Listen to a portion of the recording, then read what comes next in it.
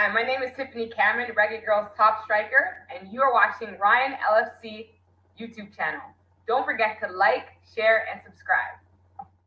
Oh, and there's them here. This is Boom Boom, aka World Boom, the Billboard selector, and I represent for Ryan LFC. To get the latest Reggae Boyz content, just hit that like and subscribe button. And the Operation Ball Game, I say, knock it, Ryan.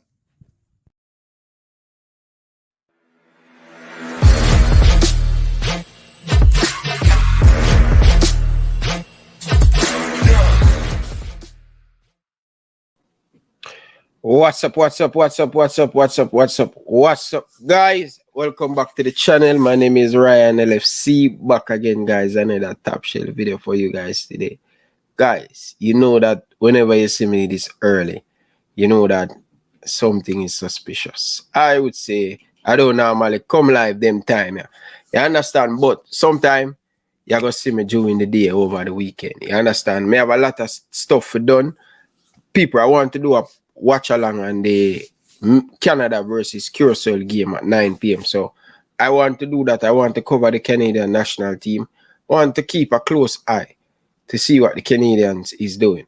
I live in Canada and I want to talk about Canada football a little bit more, you know, bring something different to on the channel and stuff, but not much. But whenever they have games and all of them stuff, they want to talk about the Canada national team. Fresh God, big up yourself, brother. Always down in the comment section, always being first one to join the stream and think. But people, I don't know if I'm going to be back later. It's not 100% guarantee.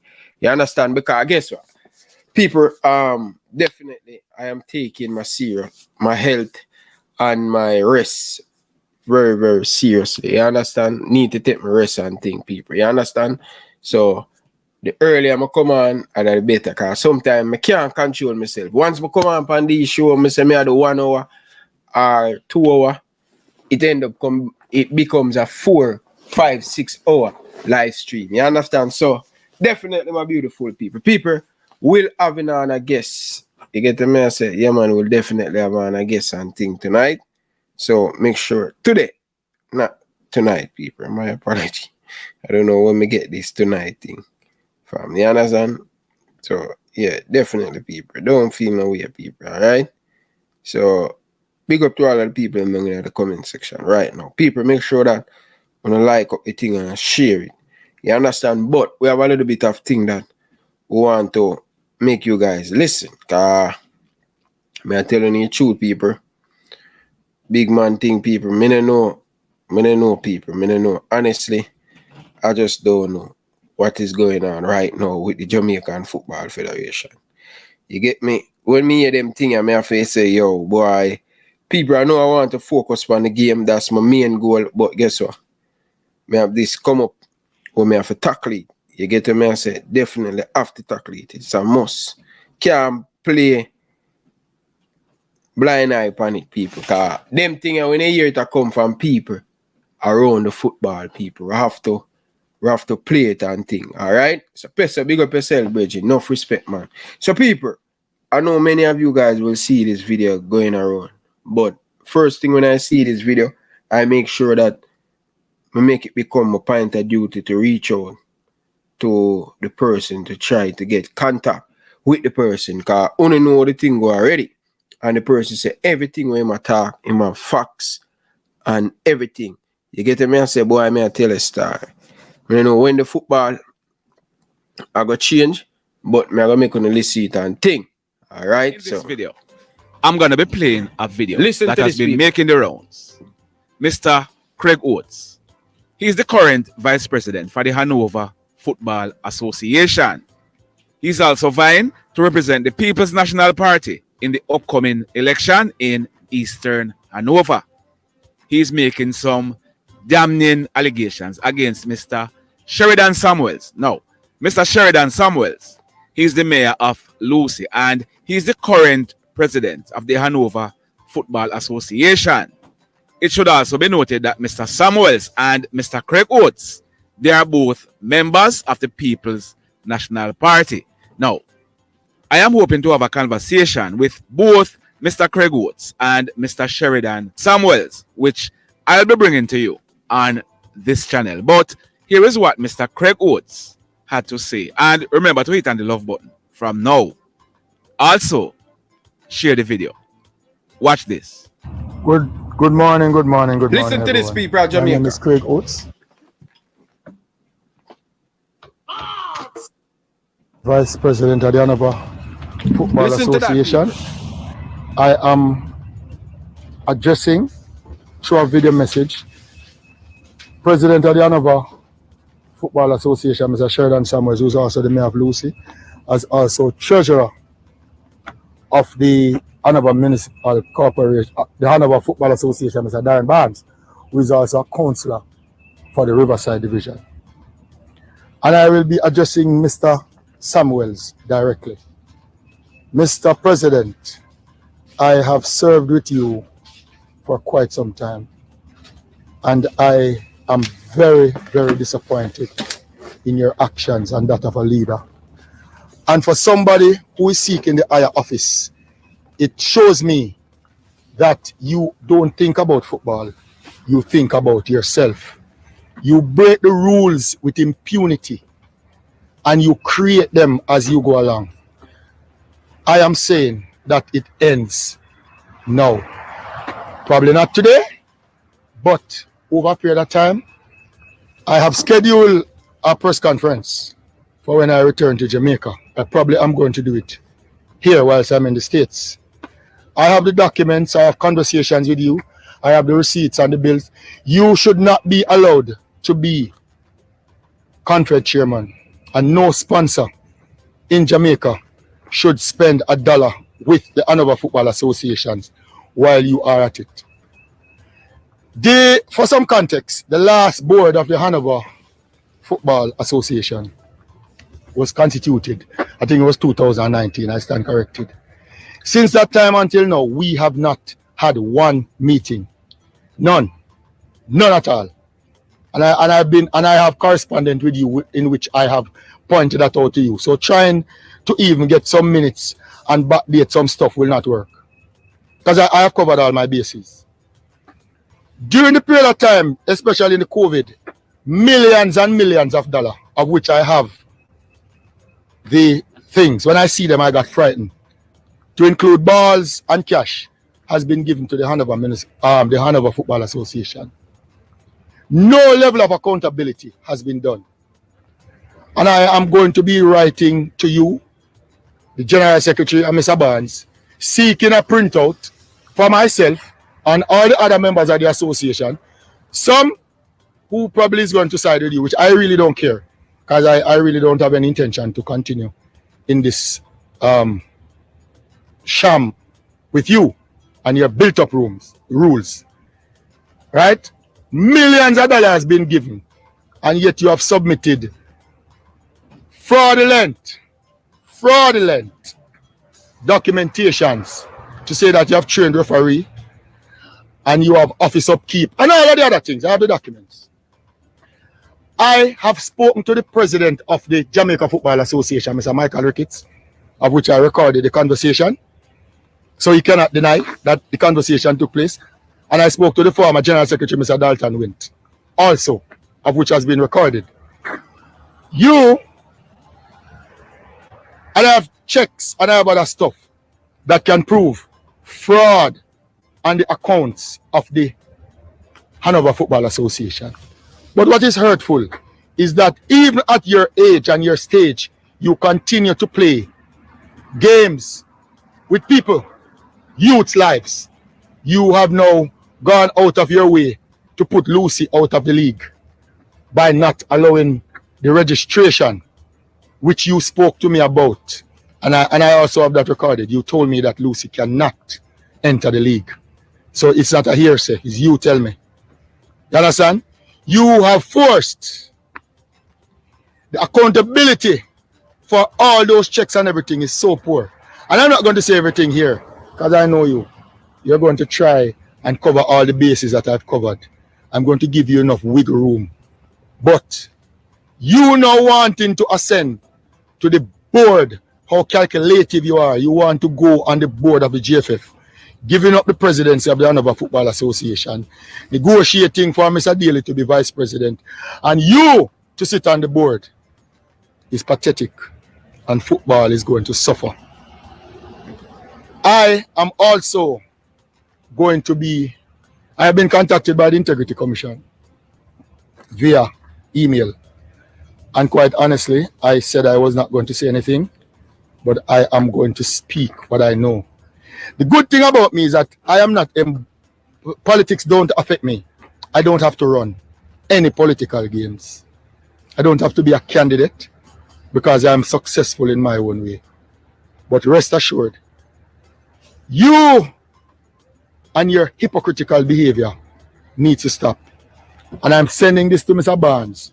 You have discussed me with Mr. Barnes, and you have discussed and said disparaging things about Mr. Barnes behind them back. You have done the same with Andrea Dehaney, right? I have all the records to prove, and I've sat and I've watched you. And about 3 weeks ago, we have a conversation. You said that you were in problems, and you were on the phone and you were crying and bawling. Basically, I shut up yourself, and you don't know what you do. After that, I text you to offer your sympathy. You, with your, I don't even know what kind of style, you play too much games with too many people's lives. I've seen you playing games with Shauna Miller, go on stage and disparage on her. I've seen you play games with John. I've seen you play games with Mooney. I've seen you play games with Shine. I've seen you play games with so many people. But you see, because I am not running down any position, whether in football or politics, I am going to let it stop. I'm going to be writing officially to the General Secretary and the Treasurer. And I'm going to be speaking with Mr. Ricketts. And I'm also going to be going public. I've spoken to CVM. I've spoken to TVJ.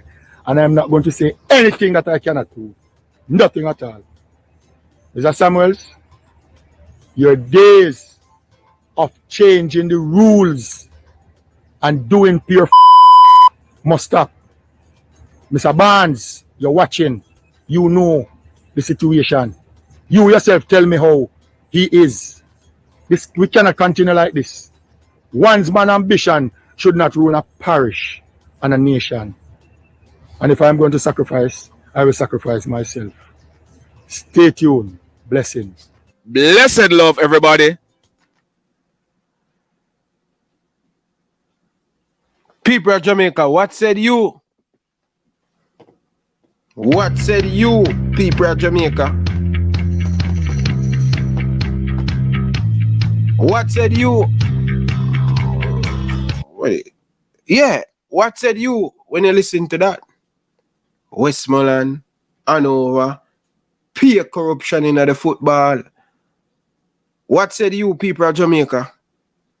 Boy, may I tell you, when you talk about bandul, when you talk about fraud documents, well, people, I don't have any proof, you know, but this thing has been happening in Jamaica too often, where we have a lot of bandulu documents and things. It's easy for people to get bandulu documents and all of these stuff.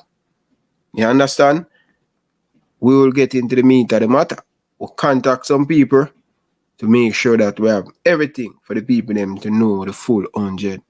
Man say him have proof of a lot of these stuff.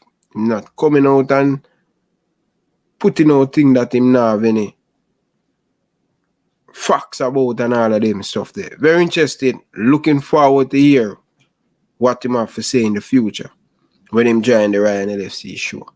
You understand? But we know how corrupt the thing can be when it come on to Jamaican football. Now I go lie to the people.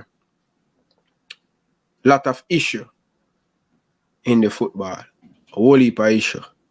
But today, we're not going to get into that because definitely I told you guys that I want to stay on the positive side when it come on to football this evening. You understand? Try. I'm trying, but nothing guaranteed. Nothing guaranteed, people of Jamaica. Nothing is guaranteed. You understand? But people, we are going to talk about the Jamaica versus Mexico game and stuff. You get to me, I say, my beautiful people, it's Saturday. Whole heap of football, international football going to play this evening. You understand? QSL versus Canada. I would love to do a watch along for that, but we'll see how it go.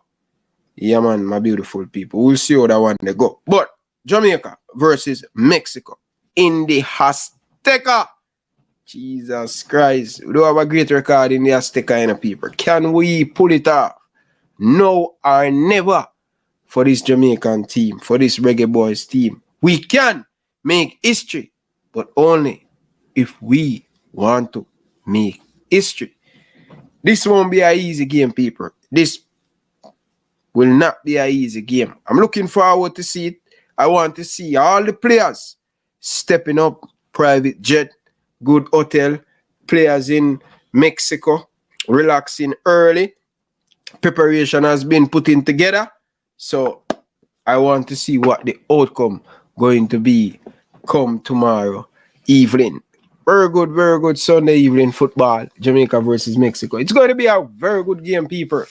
So I'm definitely to see what the Reggae Boyz will come with. You understand?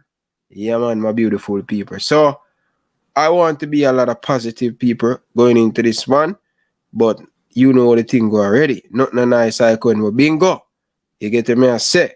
Yeah, man, my beautiful people. So, people, hit the like button, man, people. Come on, man. Stop what you're doing right now, people. Before we get into the meat of the matter, people, it's very important to like the video, people. I can't tell you how important it is to like the video. When they come down in the comment section, just make it easier for us by hitting the like button to help us go a far way. You understand? Yeah, man. So I'm asking the people to smash the like button. It don't take anything out of you guys to hit the like button. But first and foremost, people, we're just going to run through the record of the Jamaican national team in the Azteca. So, we don't know it go already. So, we are going to start from way back when. 2001. Yeah, man. World Cup qualifying in the Azteca. 4-0. Mexico and ram for slamming 4 past Jamaica, you know. Yeah, man. So, that's 2001. Mexico in the peak. Yeah, man. 2001. Mexico run Concacaf and do well. But I just cannot understand why Mexico have not been to a World Cup semi-final. Sometimes I really ask myself, when I see Mexico play against Brazil, when I see Mexico play against Argentina, them don't look out of place. You understand? They really stand up to the occasion when it comes on to world football and in a champion in a World Cup. But I can't understand why they cannot pass the group stage. You understand? Every time they fail. But that is for another story. But Mexico always have quality players. So, from way back when, 2001, Mexico 4, Jamaica 0. World Cup qualifying 2003. Yes, people. Gold Cup. My name Slam pass 5 out 5. So 5 in 2003. In 2008, World Cup qualified. They defeat us 3-0. Back in 2013, World Cup qualified. We get a pint. Can't remember that game, people. If you guys watching the Reggae Boyz that time, people, let me tell you, man. Back then, in 2013, we should have beat Mexico in the Azteca. We should have beat Mexico in the Azteca. I remember Ryan Johnson, the amount of chance the man get, Bridging. You understand? Ryan Johnson should have finished them off in 2013. Coach Whitmore as the head coach for the Jamaica national team. But we have a pretty decent squad. You understand? I can't forget that 2013 because I went to the second game we play against Panama in the National Stadium. People, the National Stadium were packed. You get to me? I said definitely the National Stadium were packed. Big up yourself, brother. Nothing about love and respect. Football in 90. Big up yourself, brother. Enough respect. You see? Yeah, man. People, make sure that you go over there and give them a follow on YouTube. And also, when it come on to Instagram, they are active on Instagram. So make sure to go over there and support them. football in 90. All right, enough respect, man. So yeah, people, I remember that game back in 2013 where Jamaica should have beat them, but we come away with a points. And I think come away with a points from Mexico that gives so much people in Jamaica hopes that we can actually qualify during that 2013 World Cup qualify. You understand? But we should have beat Mexico in Mexico because we get chances after chances after chances. But I think right after that, we get the points, Tennessee. Yeah, we get the points against Mexico. We come and we score first, people. That's why I don't like to reach a match late. Jamaica scoring at the first 10 minutes of the game. Nazareth square inside of the box. Nazareth, boom, bucket in the National Stadium. Bleachers, me them time they play Panama. But as the game second down, as the game, longer the game go by, Panama team, man. Yo, Panama run the stadium. Can't forget that game, the Virgin. Yes, man, Panama run the stadium. We draw 1-1 with Panama. And I think after Nazareth scored that header, yeah, man, shot Nazareth people, the passion and the hunger the man play in the Mexico game and then come back against Panama in the National Stadium 2013. Nazareth score a header against Panama and the stadium erupt. Can you imagine coming off a sweet game that was supposed to beat Mexico in the Azteca and then come back home and start the campaign quick out of the black will score.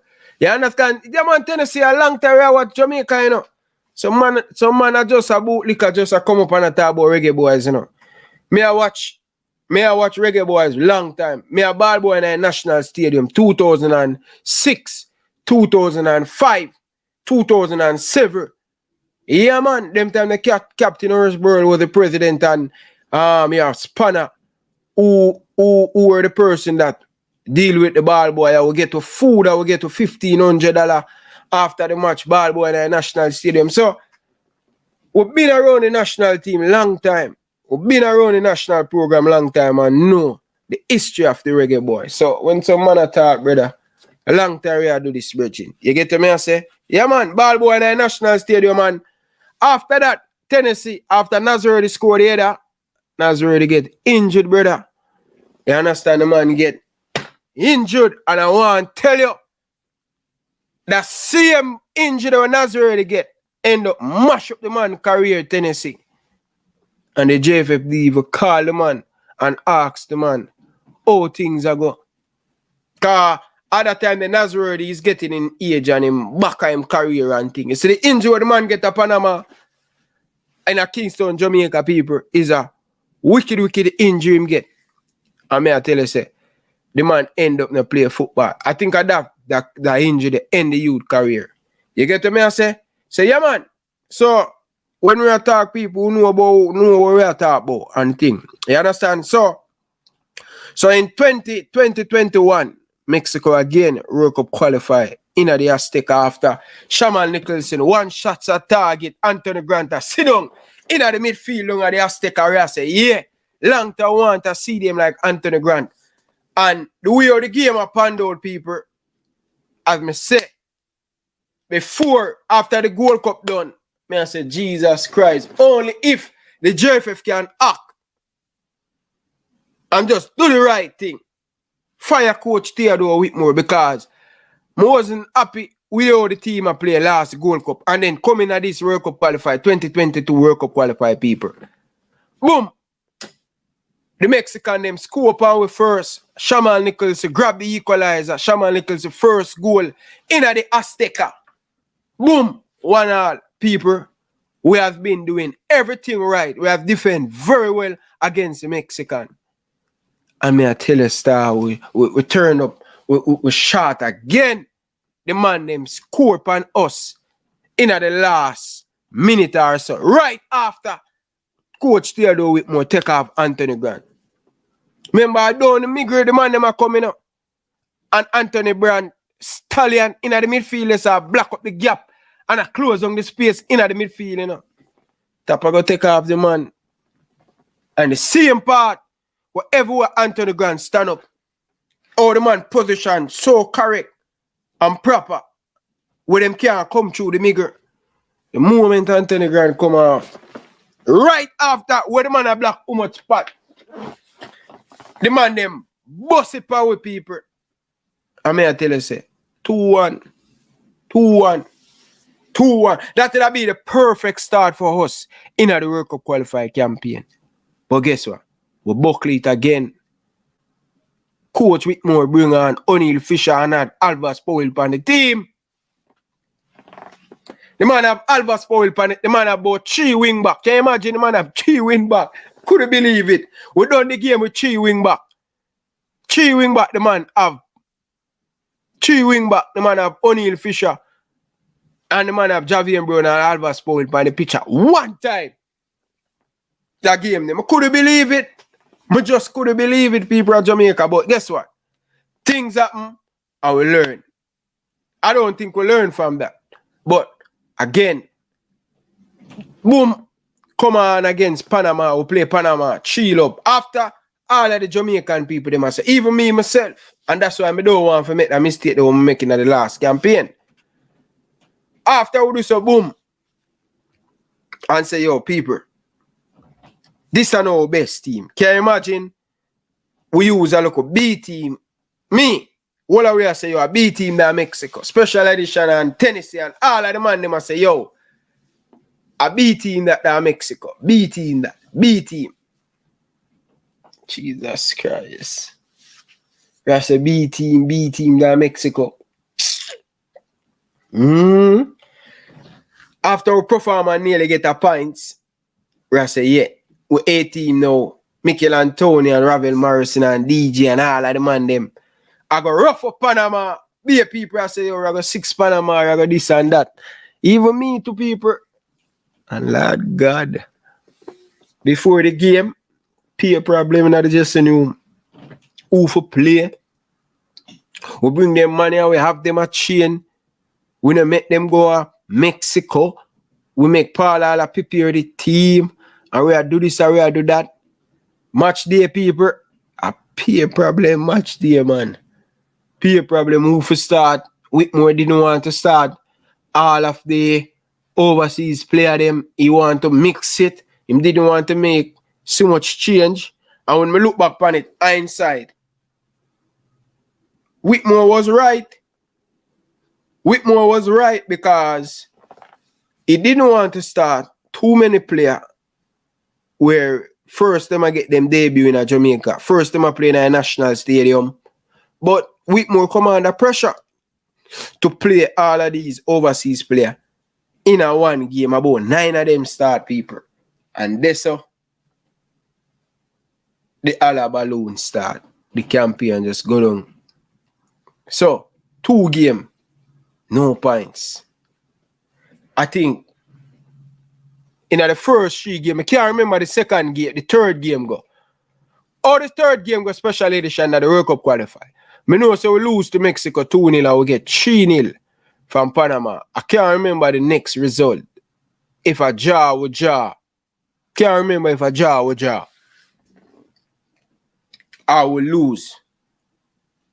I think a jaw with jaw, you know. Think a jaw with jaw. But I don't remember. But that's what happened to the team. All right? So, we are going to move on now from that. See? 1-1. Yeah, man. Because I know, say, we get a points from the first 3 games. Yeah, man. So, I remember, we get a points. You understand? We definitely get a point. So, all right, people, before we get into the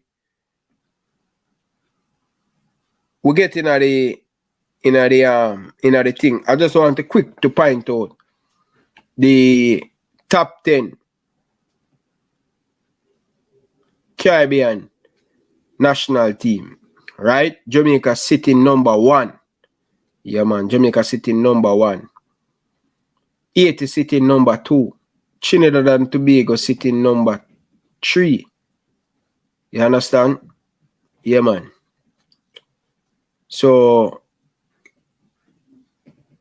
Suriname, Dominica Republic, Cuba, or Suriname they are number 9. Oh, Suriname reach one this. I don't see Suriname are playing a woman football. I don't see no woman Trinidad play woman football. I know Jamaica and Haiti are the 2 standout team right now in the Caribbean. You get what me I say? So yeah. So basically, people, we are gonna move on. We are gonna get into the meat of the matter. You understand? If I lose, what kind of question are you asking me? If I lose, do I look like a loser? Yo, Mama P at our best people. It's alright, people. So we talk about the history of Jamaica with Mexico in the Azteca. I want to let the people them know this still. Alright? I think this is very important. Recently, people, Jamaica and Mexico, it has always been a very close game. You can always 1 goal margin. And that's why I say it's going to be very important for us to keep it tight, and we have to take our chances. We are going to get chance against Mexico. That's 100% facts. We will get chance against Mexico, but we need to take it. You understand? We need to take it. And we're not going to get much chance. So if we get 1, we have to put it in the back of the net. You understand? We have to put it in the back of the net. So we know that we're not going to get many. So whenever we get our opportunity, we have to find the back of the net, people. You understand?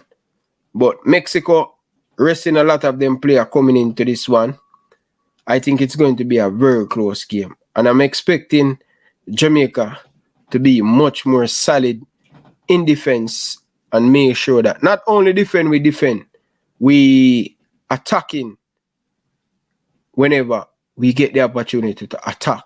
We have to attack. You understand? No go around thing. We have to attack. We can't defend. We have to win the game. You understand? A win for us, you know, can do great things again and thing. The way I'm say Suriname create opportunity against Mexico. Why we can't do that? You understand? They will come and attack us, but they will leave space behind the back. But we have to make use of the opportunity. You understand? We have to make use of the opportunity. So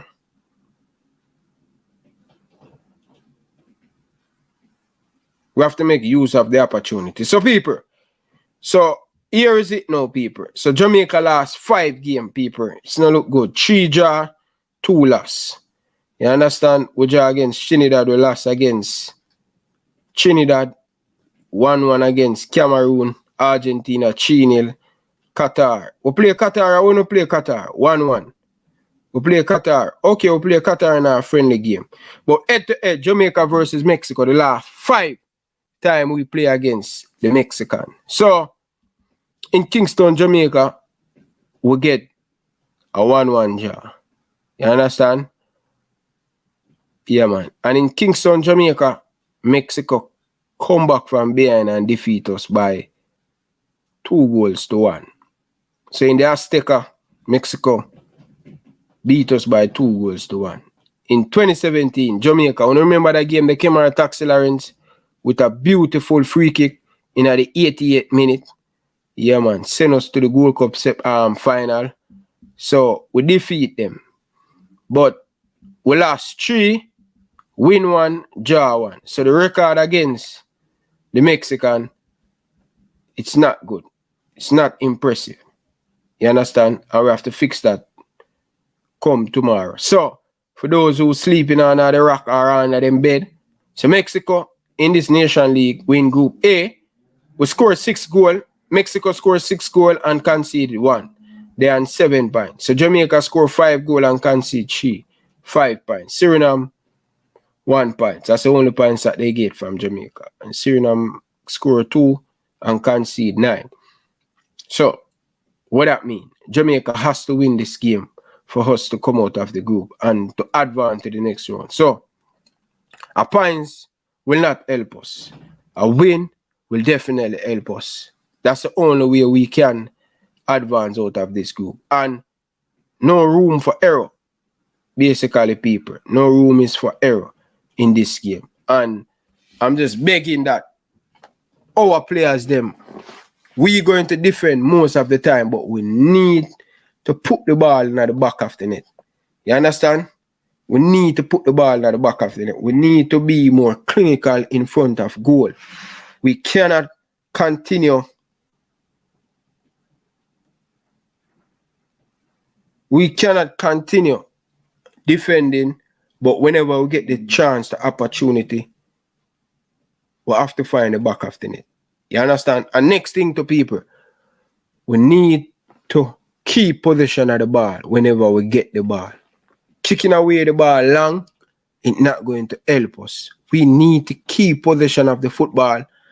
And at least, people, I'm telling you, keeping possession of the football, that at least going to give us a little bit of rest in between. You understand? I'm telling you, if we run for the whole day and when we get the football, we just kick it away, it don't make no sense. You get me? I say it don't really make no sense. You understand? We have to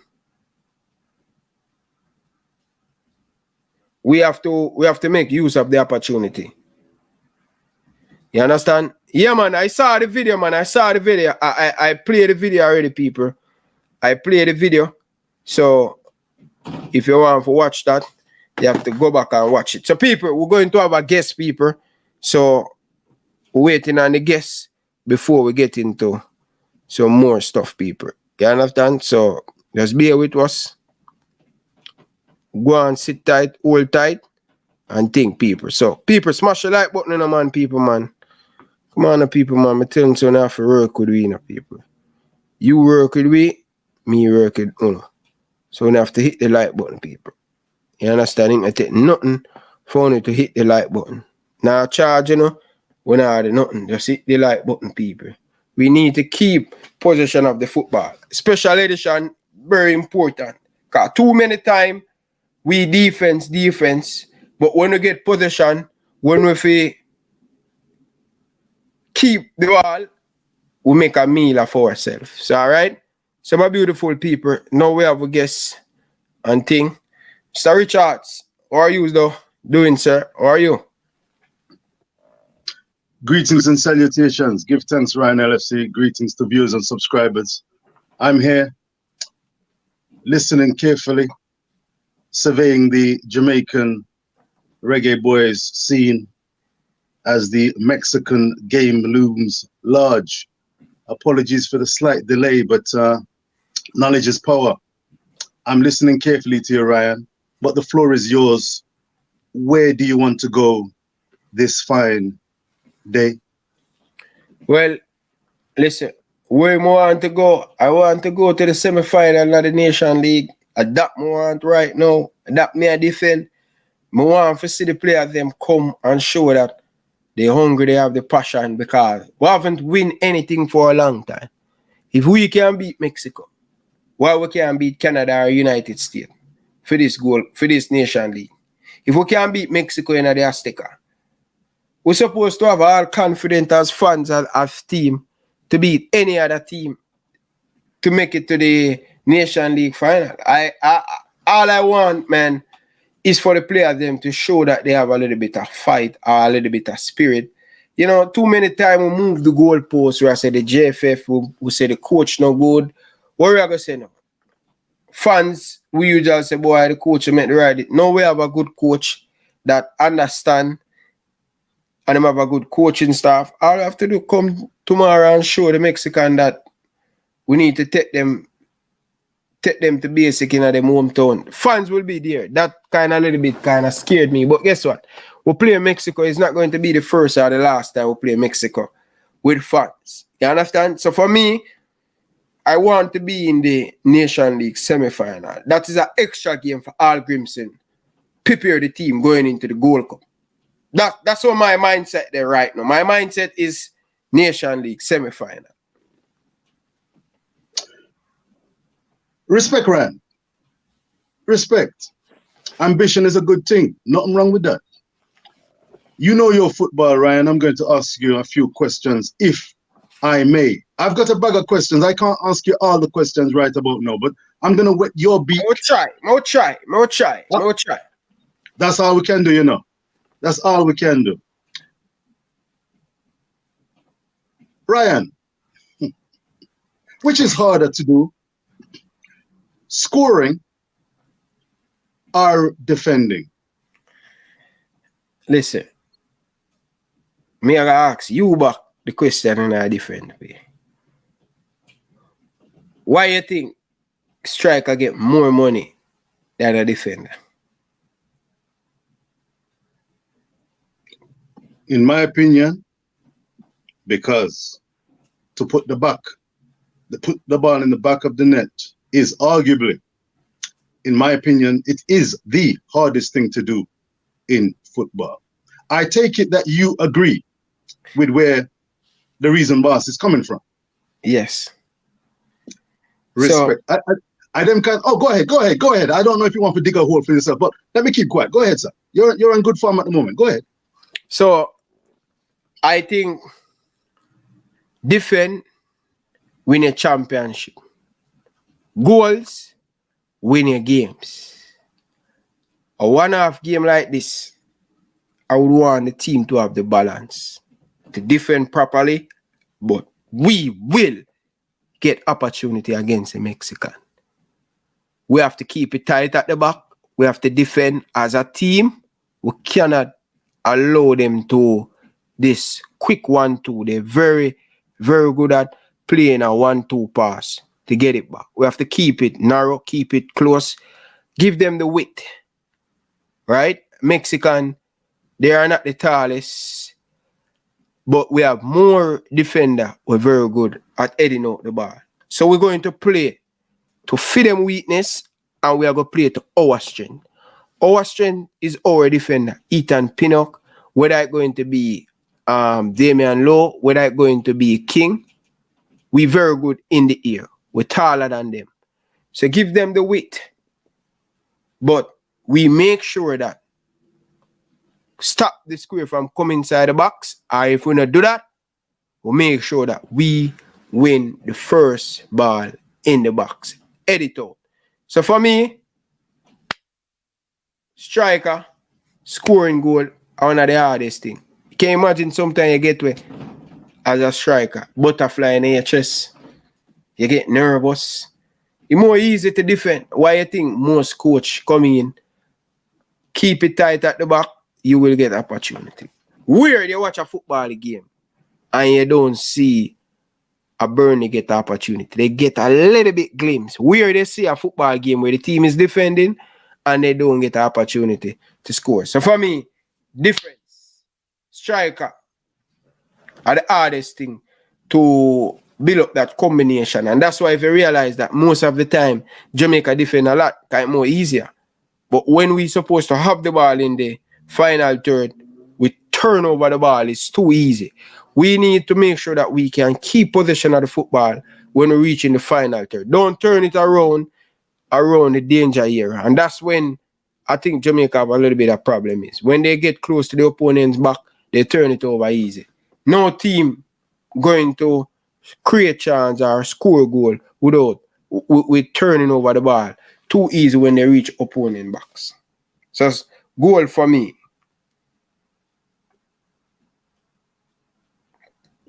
If I say Lamar Walker, Tyreek McGee, what say you? For creativity? Take your pick, sir. Take your pick. Oh, so you're asking me to pick one of them? No, sir. Let me say again. I'm just testing your footballing knowledge, awareness, plus those of the viewers and subscribers to Ryan LFC. Big up to one and all. From Travis, Tennessee, everybody, special edition, big up yourself. One love. If I say Lamar Walker, Tyreek McGee, in terms of the Reggae Boyz, in terms of Jamaican football, where do they rank? Where do they rate? How do they fit into the equation as far as you see the present and future of Jamaican football? I'm getting to my point, you know. I'm creating a picture here, sir. Go ahead, sir. Speak. For me,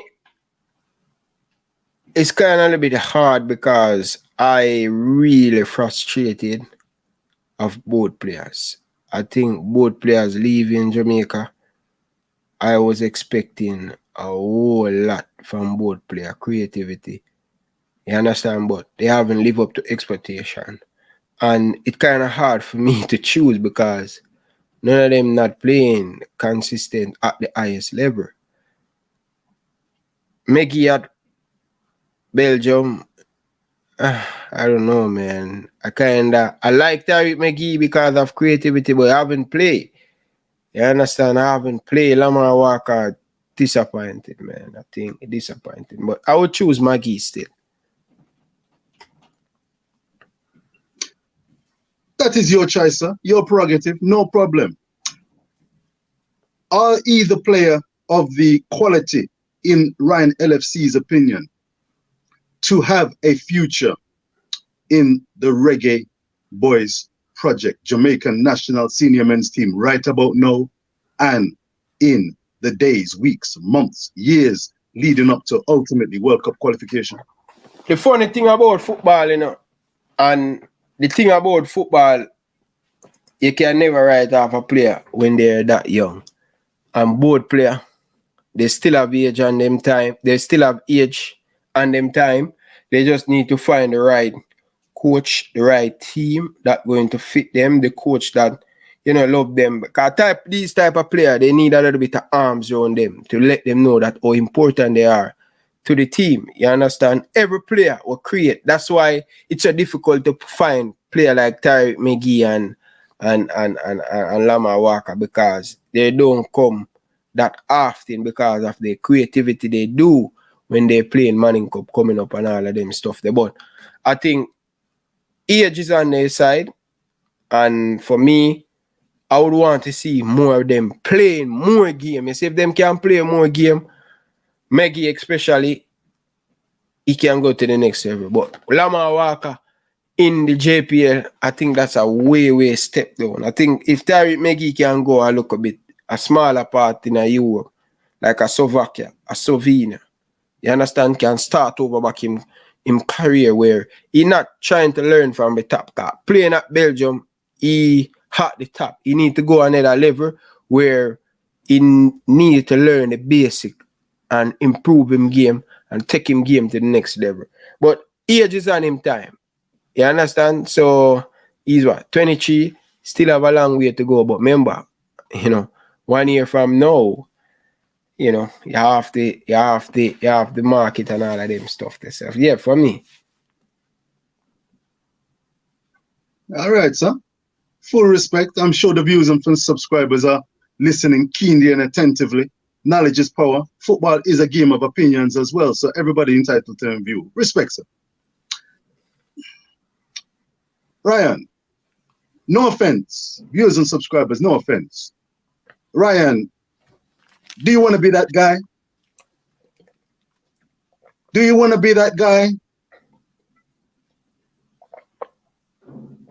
Ryan, do you? I don't think the answer is yes where you're concerned, but I'm going to ask it. Do you, Ryan LFC, fear success? And let me add a little spin, caveat to that. What constitutes success for the fans of Ryan LFC, and what constitutes success for the JFF? Speak!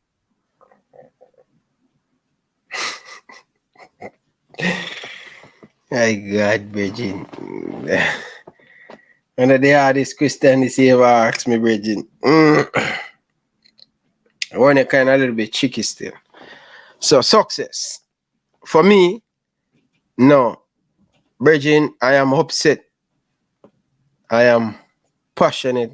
I am hungry for the success. So scared or fear is not in my game. I don't know if the viewers are fear or scared. You know what I mean? I always want to improve. I always want to be the best version of myself.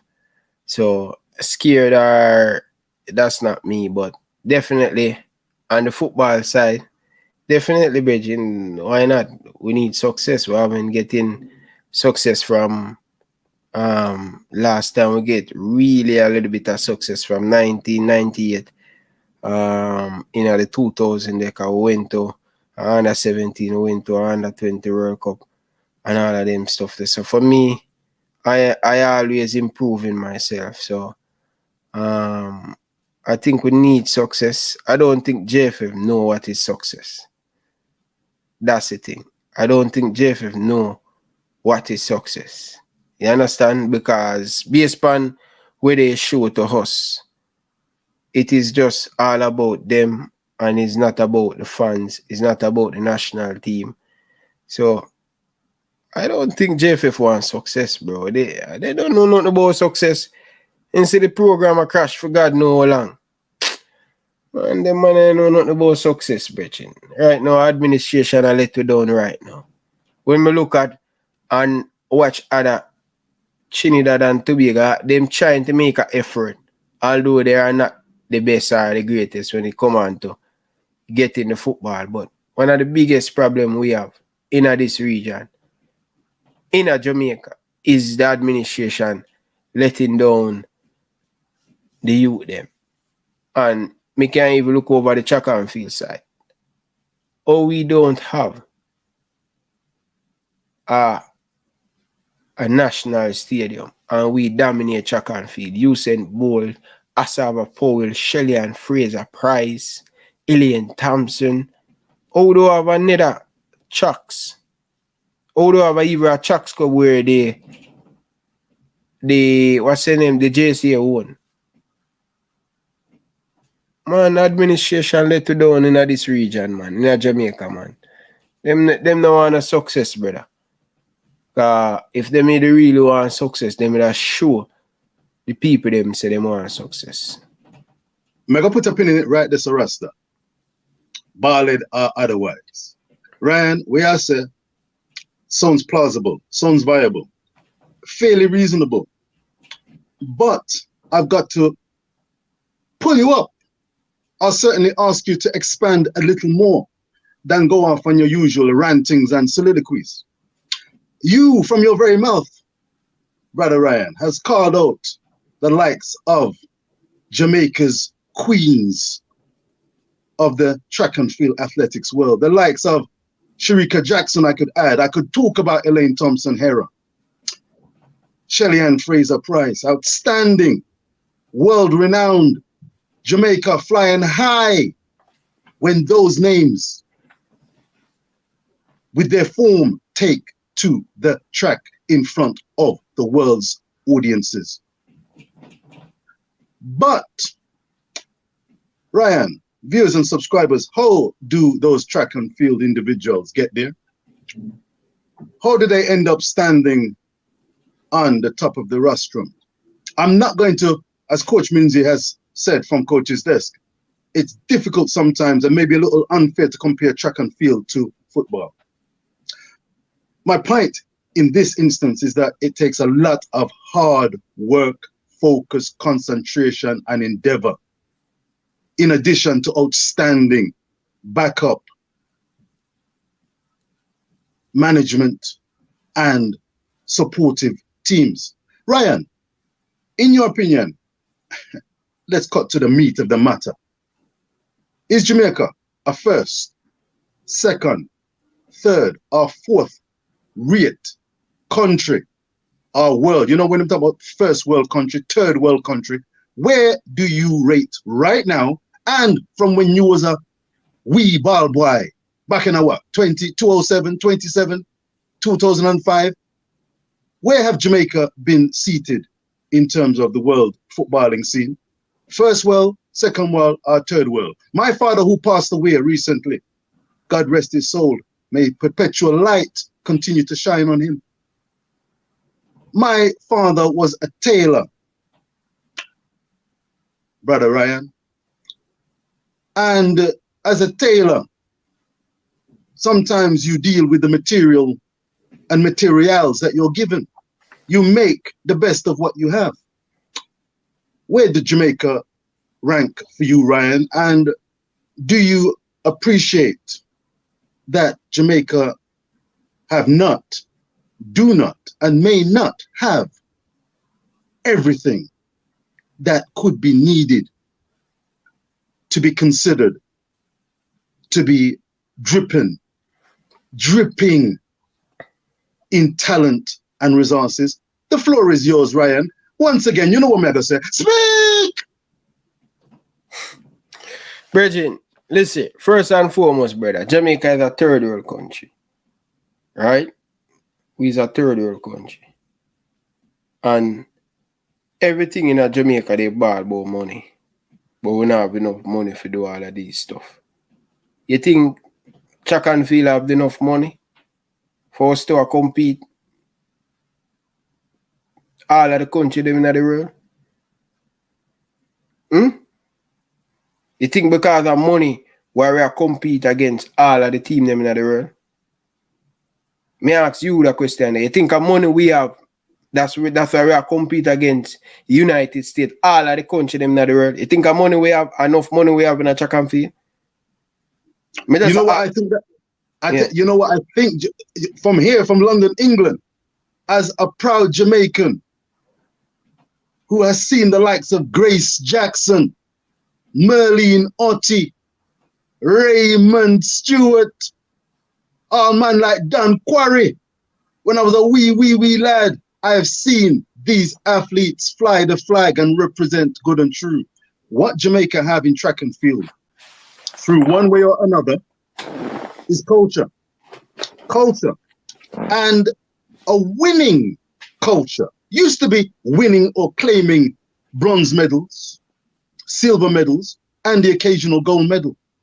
But that culture has continued and continued to build. You may know more than me. Coach Minzy would be one of the foremost experts in terms of explaining what are going on to account for Jamaica's success. I have heard from the likes of Coach Minzy that maybe to a certain degree, it's in spite of some of the conditions. Hey, some of these athletes are here in terms of the tracks and facilities. It's the work, get me now, and I salute. It's the work of volunteers across the country, in addition to the class knowledge of the likes of Mr. Francis and Mr. Mills, who have the knowledge, insights, and of course, they've got the stock ready, willing to run and run and run and run again. Hard work to reach the top of the mountain. So for me, just go ahead, because I fear that Jamaica, across this social blogosphere, they're aware that Jamaica not quite ready for one reason or the other, including from your lips, Jamaica being a third world country in terms of football. And as a result of the fact that losing has been and could be a continued trend, we might as well make the bag of drama, laugh, pick hole, and make the hole them even bigger, because the materials is well worn. But we need to have a little compassion. Go ahead, Ryan. Go ahead, sir, because me have a bag of something for you now, sir. But everything blessed, because if we are not willing to learn, be humble, and to be that 12th man, I mentioned volunteers, if we are not, as fans, willing to be that 12th man, to give that extra energy boost to the players about to take to the fields in the likes of Mexico's Azteca Stadium, then Jamaica will definitely, mark my words, will be the poorer as a result of our failure to be that 12th man. Crystal Davis, big up yourself. Go ahead, Ryan. The floor is yours. All right. Let me just make a quick think on the Track and Field, and then we'll go over back to the football, because we don't really want to all over the place. So, what Track and Field have that football don't have in Jamaica, right? Regardless of the JFF or the JCF, the body of track and field. See, we have world-class coach in Jamaica when it comes to track and field. We now have one world-class coach in football. See, track and field, a lot of work, dedication. It's an individual sports. I think we do better in an individual sports. Cricket, if you look at cricket, we have a lot of success when it comes on to individual. Track and field, the same thing, right? We do have a lot of success when it comes on to football, to work as a team, but individual we do well. Different from, 4x1, the relay and all of them stuff there. But the point of me I try to say, we have world-class coach in a track and field. Do we have one world-class facility when it comes on to track and field in a Jamaica? I would say no. We don't have a world-class facility. We don't have one world-class facility in a track and field in a Jamaica. But yet still, we have world-class coach, we have world-class athlete. You understand? The problem with Jamaica, if you listen, we have talent in a track and field around, talent in football. But in football, we don't have the coach, the world-class coach who have unlocked a Tariq McGee and take him to the next level. While we can do that with a young Usain Bolt because he have the talent, you just need the world-class coach to unlock the talent we have and take him to the next level. And that's the exact same thing that them do on track and field. You understand? That is for another topic. But on the football side, until we get the coach up to standard, we are going to continue to fail. We can't talk about we have a lot of facility. We don't need a lot of facility to have world-class player. It's showing a track and field that we don't have world-class facility, but yet we still produce world-class track and field athlete. On the football side, every day we don't have the structure, we don't have the money with the United States have. Do Africa have a lot of money when it comes on to sports? In them football, and probably have a little bit more than Jamaica, but we have to use what we have. We have to use what we have, and the look of money what we get, we spend it wisely, and we spend it on the right thing. Brethren, we yet to spend the money the right way and the right thing. You understand? When you look at per diem for administration, all 20,000 US, 30,000 US, just for administration, travel with the team, doing what? So when we have the money, we not use the money in the correct way. You understand? We need to get world-class coach, and I'm not even going to say go and get world-class coach, but get good coach who can unlock the talent. Because if you look at it, our player them stop learning from the age 17. Our football player them in Jamaica, them stop learn. They stop learn. Our players them in Jamaica, them stop learn at 17. Bring them in a technical session overseas. Some of the jail them didn't even know. That's the point to me, I say, Richie. Say, we need to improve the coach them. Once we improve the coach them, we will start unlock more of our talent. If you look at how many players leave from Jamaica in the Jamaican Premier League and went overseas in the championship in the Premier League, you think because it's a buck-ups? No. I think we have good coach them time there. But the coach them don't improve on what they have. So the footballer grow so fast and them not grow with it. You understand? Them not grow with it. Just like how me I do body work and a new car come out, me have to go and continue, improve to keep up, to make sure that me can fix that BMW there. Because a modern time, everything you have to continue to improve yourself. The coach in Jamaica, them stuck at one level and now move. You understand? And that's what caused some of the problem. If you realize, some of our players them are go overseas early, which is good. Which is good. But the JFF, them can do way more better with the resources where them getting. But the resources now spent on doing the right stuff. I tell you that, Virgin, if we can get the administration to perform at just 50%, just 50% where I ask them to perform.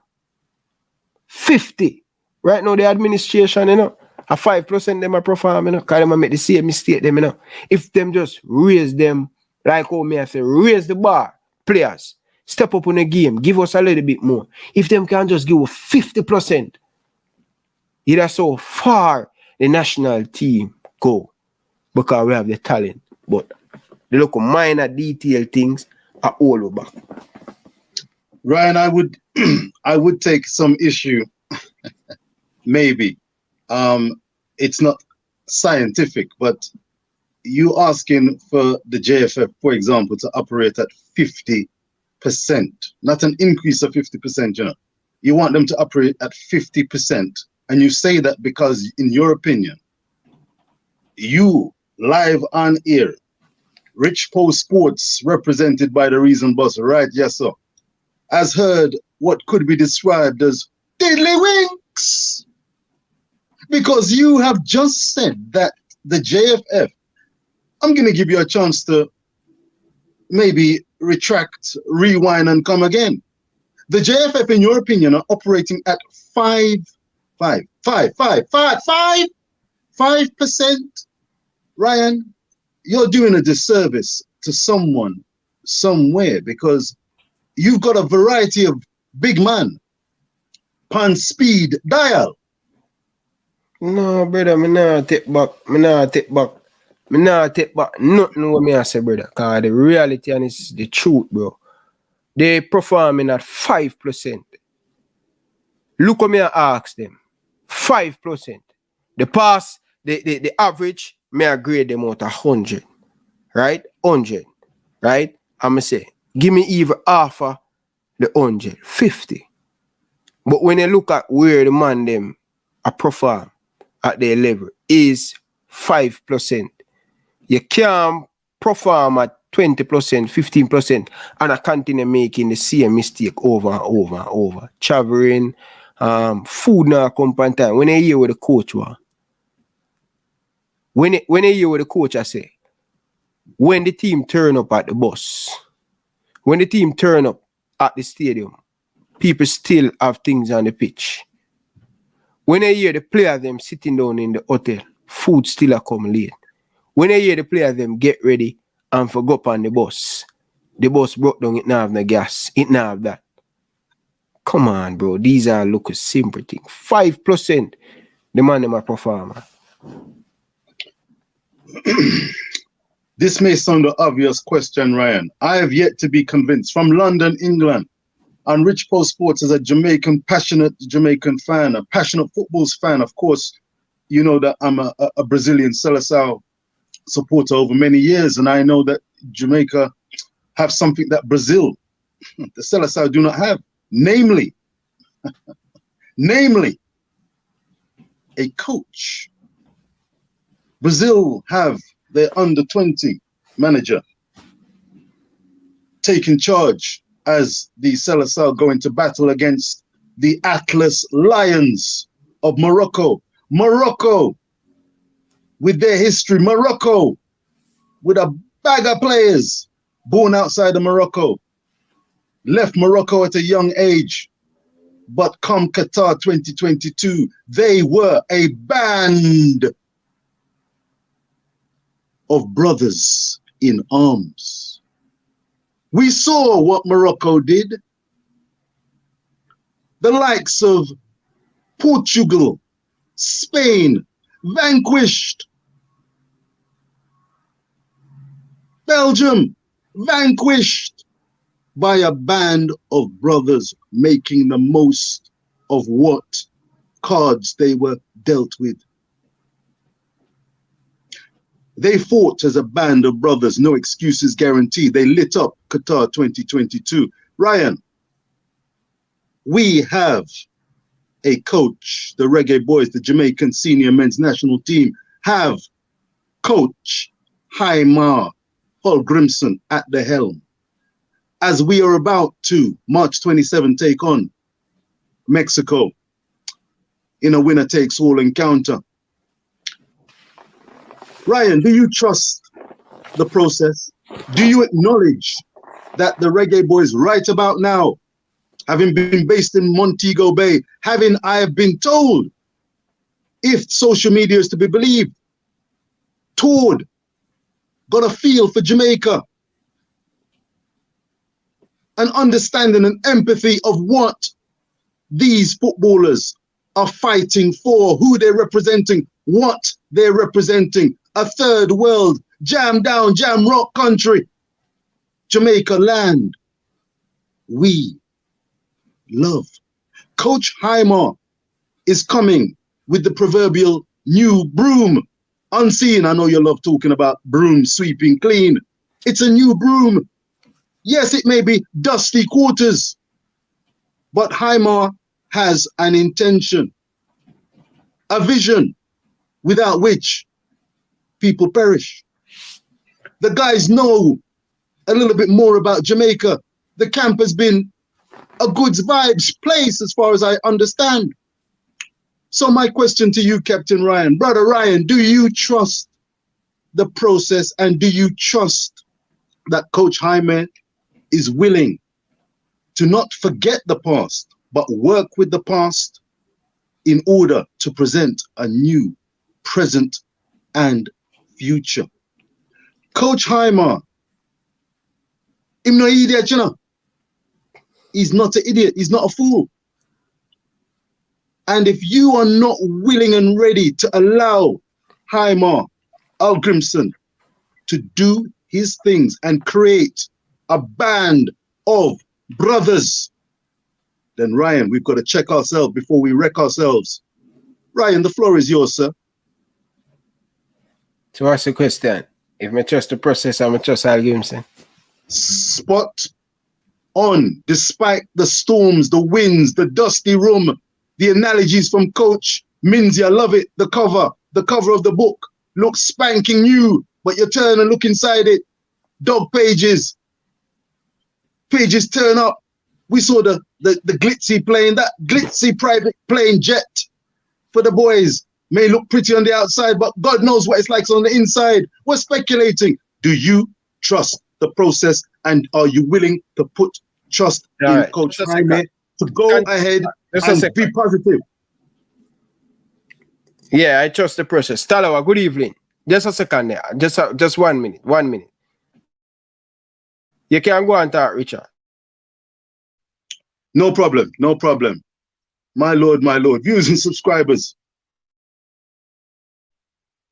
It's an interesting landscape that we have at the moment. From London, England, Richpost Sports has the proverbial butterflies in his stomach. Butterflies in his stomach in anticipation, not of assured victory. Ryan, viewers and subscribers, we know the history of Jamaica versus Mexico. It's not an easy road. We know the history of the Reggae Boyz in their last campaign to make Qatar. 14 games played. We got 11 points. Did we get 12? My apologies if we got 12. I'm saying 11 or 12. That was not speaking. In fact, I apologize, it was speaking.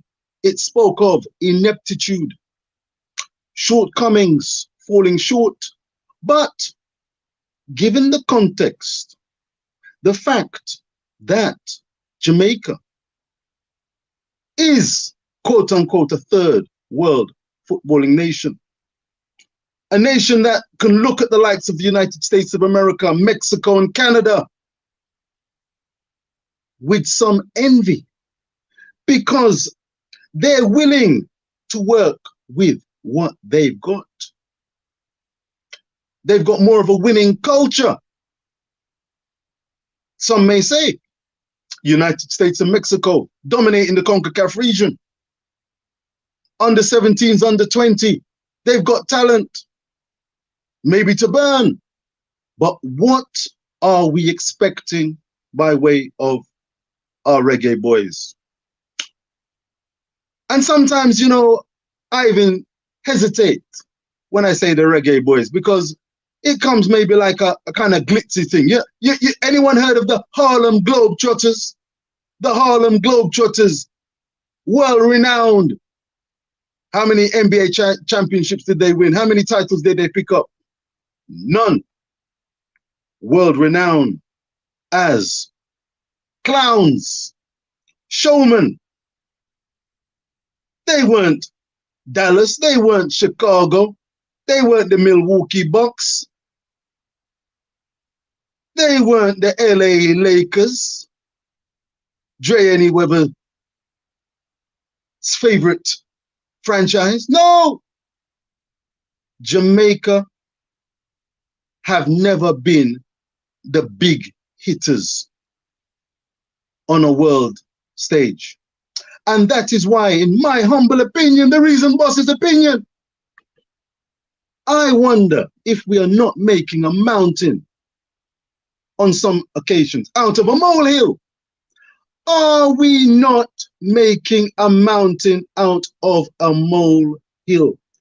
Why don't we be the 12th man who appreciates that the likes of the JFF have challenges as well as opportunities facing them? We as fans, the players themselves, have challenges as well as opportunities. It gave me immense pride to see the Delano McCoy Splats, the Amari Hutchinsons come over and be part of Coach Jaime Holgrimson's developmental plan and team and squad as they took on Trinidad and Tobago, the Soca Warriors. We heard, most people agreed and felt it was going to be a resounding victory by any means necessary, but victories nonetheless. We saw what happened. 1-0 at Catherine Hall, 0-0 at the National Stadium. Sometimes expectations can be a little too high for various reasons. Football is a challenging game. You can't take shortcuts to success, but what you can do is create an environment and be that 12th man, that compassionate individual, that vocal individual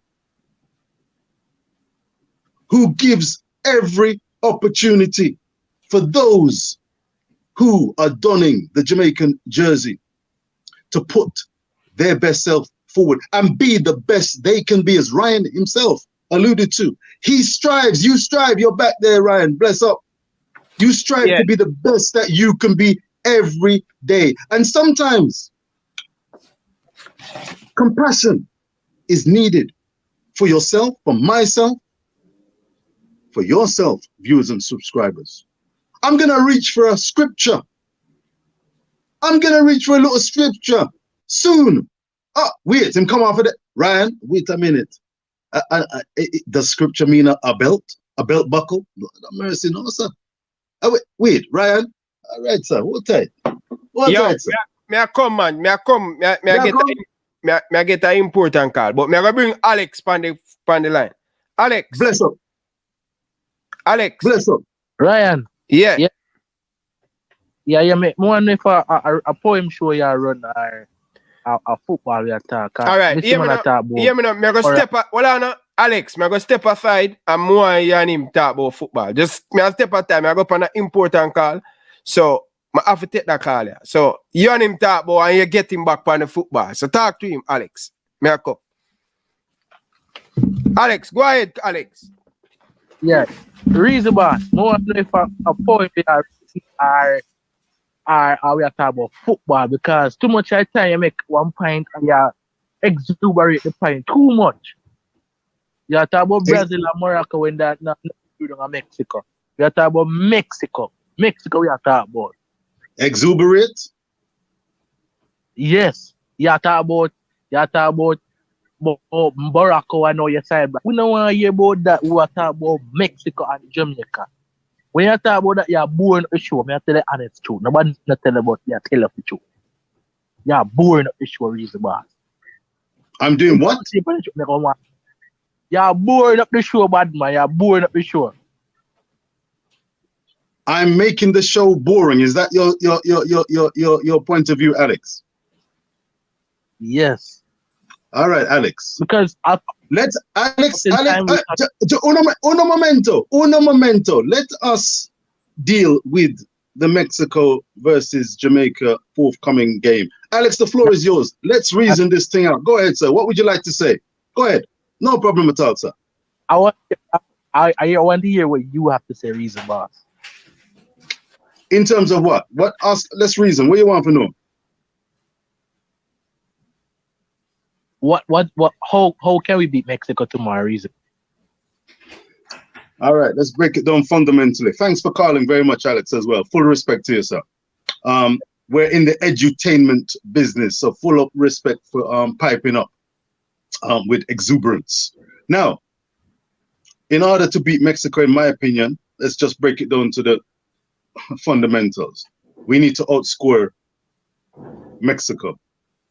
I don't expect it to be a 0-0. 0-0 won't really get the job done, won't do the trick. I expect Mexico, well, I believe they're capable of scoring 1 goal. If they score 1 goal, then Jamaica need to have the wherewithal and ability to create, fashion, and execute at least 2 successful strikes on goal to bring victory. That's going to be, in my opinion, the greatest challenge that faces Jamaica. I believe in the last campaign, if I'm not mistaken, I think Jamaica played 14 games in the octagonal. They scored around 12 goals, conceded. Let me repeat that again. After 14 games, 12 goals scored, 22, I believe, conceded, minus 10 when it was all said and done. Going away to Mexico, post-World Cup, they're not statues. They're not going to be standing around. I've seen them at their under 17 and under 20 levels. I saw them at the World Cup, because they did qualify as opposed to the Reggae Boyz, as opposed to the Jamaican senior men's national team. And if you're asking me, can Jamaica score 2 goals? At their best, if everything goes right and coolness and composure is shown at the cutting edge of the game, in the penalty box, just outside the penalty box, then we could be in for a fantastic evening of football at the Azteca Stadium. But it's a big challenge. That's why I've got butterflies. It's a big challenge, Alex. But it's a challenge that under coach Jaime Hallgrimsson, and with the talent that we do have right now, we can get a historical result, an exciting result. Historical because it'll be a first possible victory under coach Jaime, and because I feel that this Jamaican national team can go places despite the efforts of the JFF to maybe shoot themselves in the foot. I don't put the JFF's contributions at around 5% from where I am. I would say that's a little disingenuous, but I'm focusing as the 12th man on, Jamaica can get the job done. Defensively, Jamaica are not necessarily the best. I think they had one of the worst records in the octagonal. The difference, of course, Alex, viewers and subscribers, is that this is not a team under Tapper Whitmore. This is not a team under Paul Hall. This is a team that in their first game with Coach Jaime against Argentina, Alex, they were holding by hook or by crook Argentina, eventual world champions, 0-0 until a certain individual came onto the pitch and produced that cutting edge required. My concern is that Jamaica may not have that cutting edge in the Azteca, and defensively they may be found wanting, because Mexico, trust me, they're not going into this game so you feel looking to concede like and to go home defeated. Yes, Alex. Why you don't feel like they have the cutting edge though? With the likes of Bobby Reid and Farham, Leon Bailey playing very good in the Premier. So why you don't feel that they have cutting edge over Mexico? It's a very good question. In part, Bobby Reid is not somebody who I'm going to rely on to produce a bag of goals. He's playing very well for Fulham, but striking and finding the back of the net is not Bobby Reid's main forte. Again, he's having a wonderful season for Fulham. He's been a regular contributor and starter to the Fulham cause. And I look at him and I wonder sometimes, my Lord, look at Bobby Reid coming out, rolling out for Fulham regularly. And yet, when I've seen him appear for Jamaica, he's not looked the same player. I wouldn't be mistaken if I could say, wait, is that the same player? Is that Bobby? Where's Bobby Reid? Is that Bobby Reid? Now, Leon Bailey, interesting. I think that guy's got a bag of talent. He's arguably one of Jamaica's, right about now, arguably one of Jamaica's finest talents in terms of ability and experience. But again, he's somebody who's not, in the times that I've been watching Leon Bailey, which is since post the Gold Cup, he's not been pulling up trees. And there's the decision, which side best suits Leon Bailey? He's been tearing it up or doing well for Aston Villa on the right-hand side. We don't know which side he's going to be playing on. And Shamar Nicholson up top, Corey Burke up top. Am I convinced that they're going to get the job done?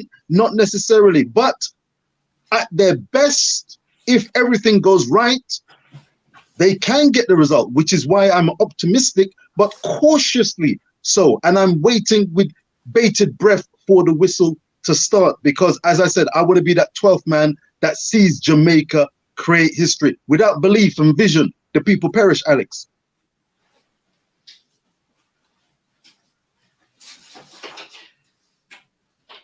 Are you there, Alex?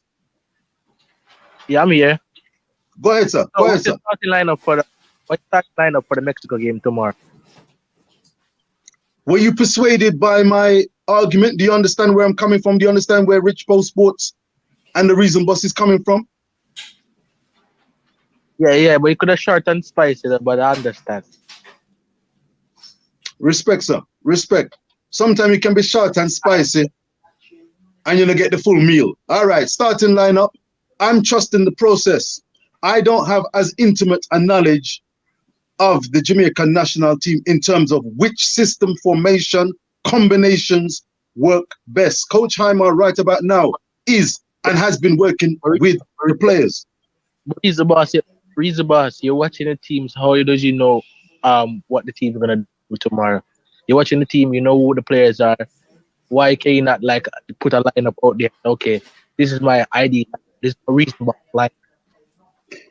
Well, Alex, it's funny you mentioned that, because on Unseen Sports, I don't know if you saw it, but on Unseen Sports with Coach Parchi, I did give a lineup that I thought could go out there and do a job. And ironically, last night I saw Ryan showing, you know what? Ryan came up with exactly the same team that the reason boss of Rich Post Sports came up with. I came up with, and it can be changed. Let me. So what is that? You want it? Starting lineup then? Yeah. Waiting goal. Oh, mercy, man. Oh, you have little faith, patience, and virtue. Waiting goal. Fun and games. He likes the tiddlywinks. Waiting goal. You could have Ethan Pinnock, left of defense. Richard King, center of defense. Low, the big man on the right of defense, of central defense. That's three at the back. This is a format you could play. Then you could have Lembakisa. He's done well. Javan Brown, very good. He could start. It could be a toss-up. I could go with Lembakisa, though I do like Javan Brown. I must say he's got a lot of ability and talent. It's a toss-up, 50-50. On the left, Omari Bell. Center of midfield. And this is where the issues, I can see the issues already. But John Russell, who I don't know how much you've seen of, I've not seen a bag of him. I've seen him on YouTube. John Russell, brought into the squad. He must have been brought in for a reason. Let me ask you a question. And then, you don't watch the championship? I beg your pardon, sir? You don't watch the championship? I've not seen enough of. I do watch the championship, not as much as the Premier League, but John Russell is not a name that drips and trips off the tongue. And certainly people in England have not been paying a bag of attention to John Russell. I heard Coach Jaime has apparently had his eye on John Russell, but what I've seen of him, highlights only. It would be interesting to see, does he get a start? He's a tall, strong, physically strapping player. He scored an outstanding goal that I saw in a victory where his movement was great. This was in the penalty area, and he finished it with an outstanding improvised lob finish. Very good. But his job in the Azteca, I would have imagined, is to be around the tackling, ensuring that possession is held, and making the simple passes and progressing the game as much as possible. Now, will he have an impact further upfield? Will he offer that striking, attacking option? We will see. But let us move to the right-hand side of John Russell. In my opinion, you could have Mr. Ravel Morrison, who is somebody who's capable of progressing the ball and passing the ball backwards and forwards. We want him to be moving the ball forward, picking the pass, seeing the pass, and you know that he's got a shot on him. He's capable of finding the net. On the right-hand side, I draw for a Bobby Reid. On the left of attack, Leon Bailey, with Shamar Nicholson up top. That would be the 11 for me. But as I speak, there are three areas that I could have a concern with. Midfield area, I'm not sure which combination. Maybe we need to bulk it up. Maybe two axle pivots in the center that are holding, fighting, ensuring that we have more possession. Jamaica need to be able to hold on to the ball, make the simple passes, make the Mexicans work for the ball, not just give the ball away with long balls and aimless balls and missed passes. But the guy who I have got a lot of time for, I don't know if he's played enough for Jamaica in this position, but Shamar could be replaced by a Jamal Lowe, who's been in very good form in the championship for Queen's Park Rangers. Does he have the necessary requirements to get the job done? Well, I think he's more mobile than Shamar. He knows how to find the back of the net. It's a big game, and it requires big mentality players. So it's going to be a call, and this is where Jaime Grimson will be coming into his own as a coach. Jamal Lowe is someone I think has been a little hard done by in the Jamaican colours. I think he's a really terrific player and got a lot of ability. Jamaica should be really blessed to have him on our books and in the ranks. I think it would be a good look if Jamal Lowe is on the pitch, because technically he's a very good player. He's got the mobility and he knows how to find the net. So that's where I'm coming from. Can I have your spicy lineup, Alex? Your spicy lineup. So my lineup, the waiting goal. At right back, I would put Javane Brown. At left back, Amari Bell. And my two centre back, left side centre back would be Ian Penner. Right side would be Damian Lowe. In the middle of the park, I played 4-3-2-1 with my two defensive midfielders, Kevin Lambert and John Russell. And I played Ravel in the middle. On the left, I will go with Corey Burke. On the right, I go with Leon. And up top, I'll go with Shamar. That was my lineup. And I predict the game for done 2-1. That's my prediction. In favor of Jamaica? In favor. Alex? What's your score before I leave? Because I have to leave and Alex, it's very tough to me to give us a predicted scoreline. Well, air the lick. Given everything that the likes of Ryan LFC and yourself and so many Jamaican fans have been predicting, speculating over and pouring over in terms of lightly lineup issues on and off the field, it's very difficult to give a prediction. I would say that what we have said. We want me to just come up with a score just randomly. I'm responding to a comment, Jason. It's 4-3-2-1. And Javan play is is a box to box, play box to box midfield. With Kevin Lambert sit in front of the defense protecting the back line. Yeah, that's with me. But I predict 2-1, so I have to go now. I have to go on the road, so yeah, that's my for prediction. Listen, Alex, travel safely. Thank you very much for coming on to Ryan LFC, Rich Post Sports. Appreciates it. Have you hit the likes and share and subscribe for Rich Post Sports, Alex? Yeah, I did that. Full respect, big man. Full respect. Full respect for coming on board. Listen, the butterflies are in the stomach. This is going to be a terrific game. I'm not going to be putting excess pressure on the Reggae Boys, on the Jamaican national team, but they are capable, make no mistake, of producing a result. But it's going to be very, very difficult. But in life, if you really want something, sometimes it involves struggling and fighting for. So let us see what happens. Alex, thank you very much. And Minor, you go on the road, yes, sir?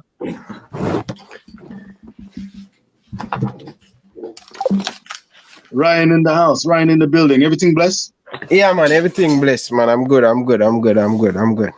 That's apologies. good to hear. No My problem, apologies. no problem. Alex was Hear that you yeah, man.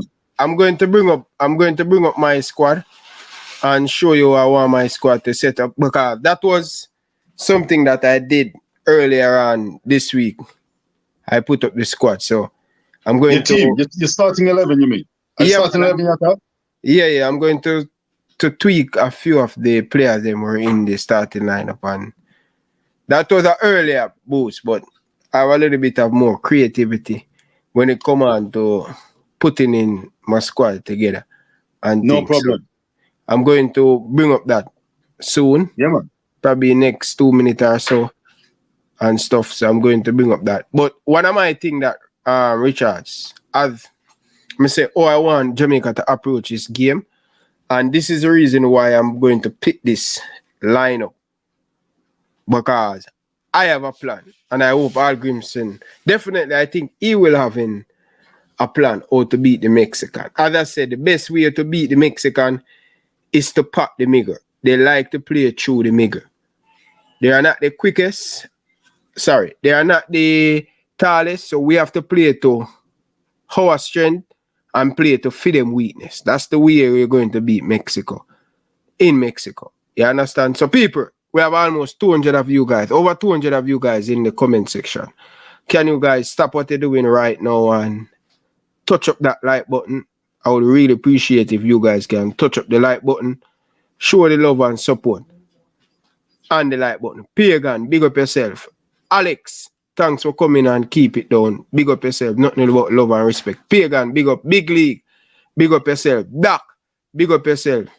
Ruffy, big up yourself. Nothing but love and respect. Really appreciate it. Fresh God, big up yourself, brother. Enough respect. And bless up. yeah, man. So I want to Freedom Vlog, FC, big up yourself. Jason Guna, big up yourself. Nothing but love and respect. Respect, Jason. King, big up yourself. Enough love and respect. Boy, I mean, I tell you, when me hear King, me say Lakers are run up in the playoff spot. So I'm happy right now. I'm good. Yeah. They're fine in the playoff spot? Yeah, man. They're fine in the formula right now. They are in number 8. Wow. All right. My son is a big Lakers fan, and they've been struggling big time during the course of the year. So they make a lot of switch in the last win that they and things. So the team just coming together. But LeBron haven't been playing for a couple matches well now because of an injury. But hopefully he can come back at the right time. All right. He will come back at the right time and thing. But yeah, man, Lakers. Yeah, man. I know a lot of people right now want to say Lakers not the playoff, you know. Because them know say when it get down to that point, LeBron James are going to destroy them. Especially Russell with the 3, Anthony looking much more better. I think Lakers will finish about 6. You understand? I think they're going to finish about 6. I think when you look at the game that they have, leave is winnable. But you know that this is the NBA. Anything can happen. You can have 5 easy games and end up lose 3 out of that and thing for me. But let's hopefully Lakers can get back up on top. So, yeah. But yeah, I want to answer your question before I go in my starting lineup, right? So I want to ask you if I trust the process with Coach Al Grimson. All right. Definitely I'm 150% behind Coach Al Grimson. You understand? I think Al Grimson showed that he can get result when him, play against bigger team, to prepare, and for him to get 1 week with the team, almost a week with the team to prepare for that game against Mexico. I think we can surprise the Mexican. You understand? But our finishing have to be on point. We have to take our chances and we have to keep possession of the football whenever we get the time to put the ball together, to keep the football, because it's very important. For me, that question should have asked if the JFF trust the process of the coach. You know what I mean? Because you hear the coach are complaining about a lot of stuff. So that question, I love to ask Mr. Dennis Chung, and I ask him whenever I get him. But I'm getting a call right now, so I'm going to answer it. Carla, good evening. Welcome to the show. Good evening, Ryan. How are you, man? I'm doing good, man. I'm going to call you back on the next phone, and the next phone, and the next phone. I don't know. Is my line don't sound supposed to as you? Yeah. Just give me a minute, may call you back on the next line. Yeah, people. So. Oh, that sound like Mr. Maxwell. Mr. Maxwell? Yeah, man, the leaker, man.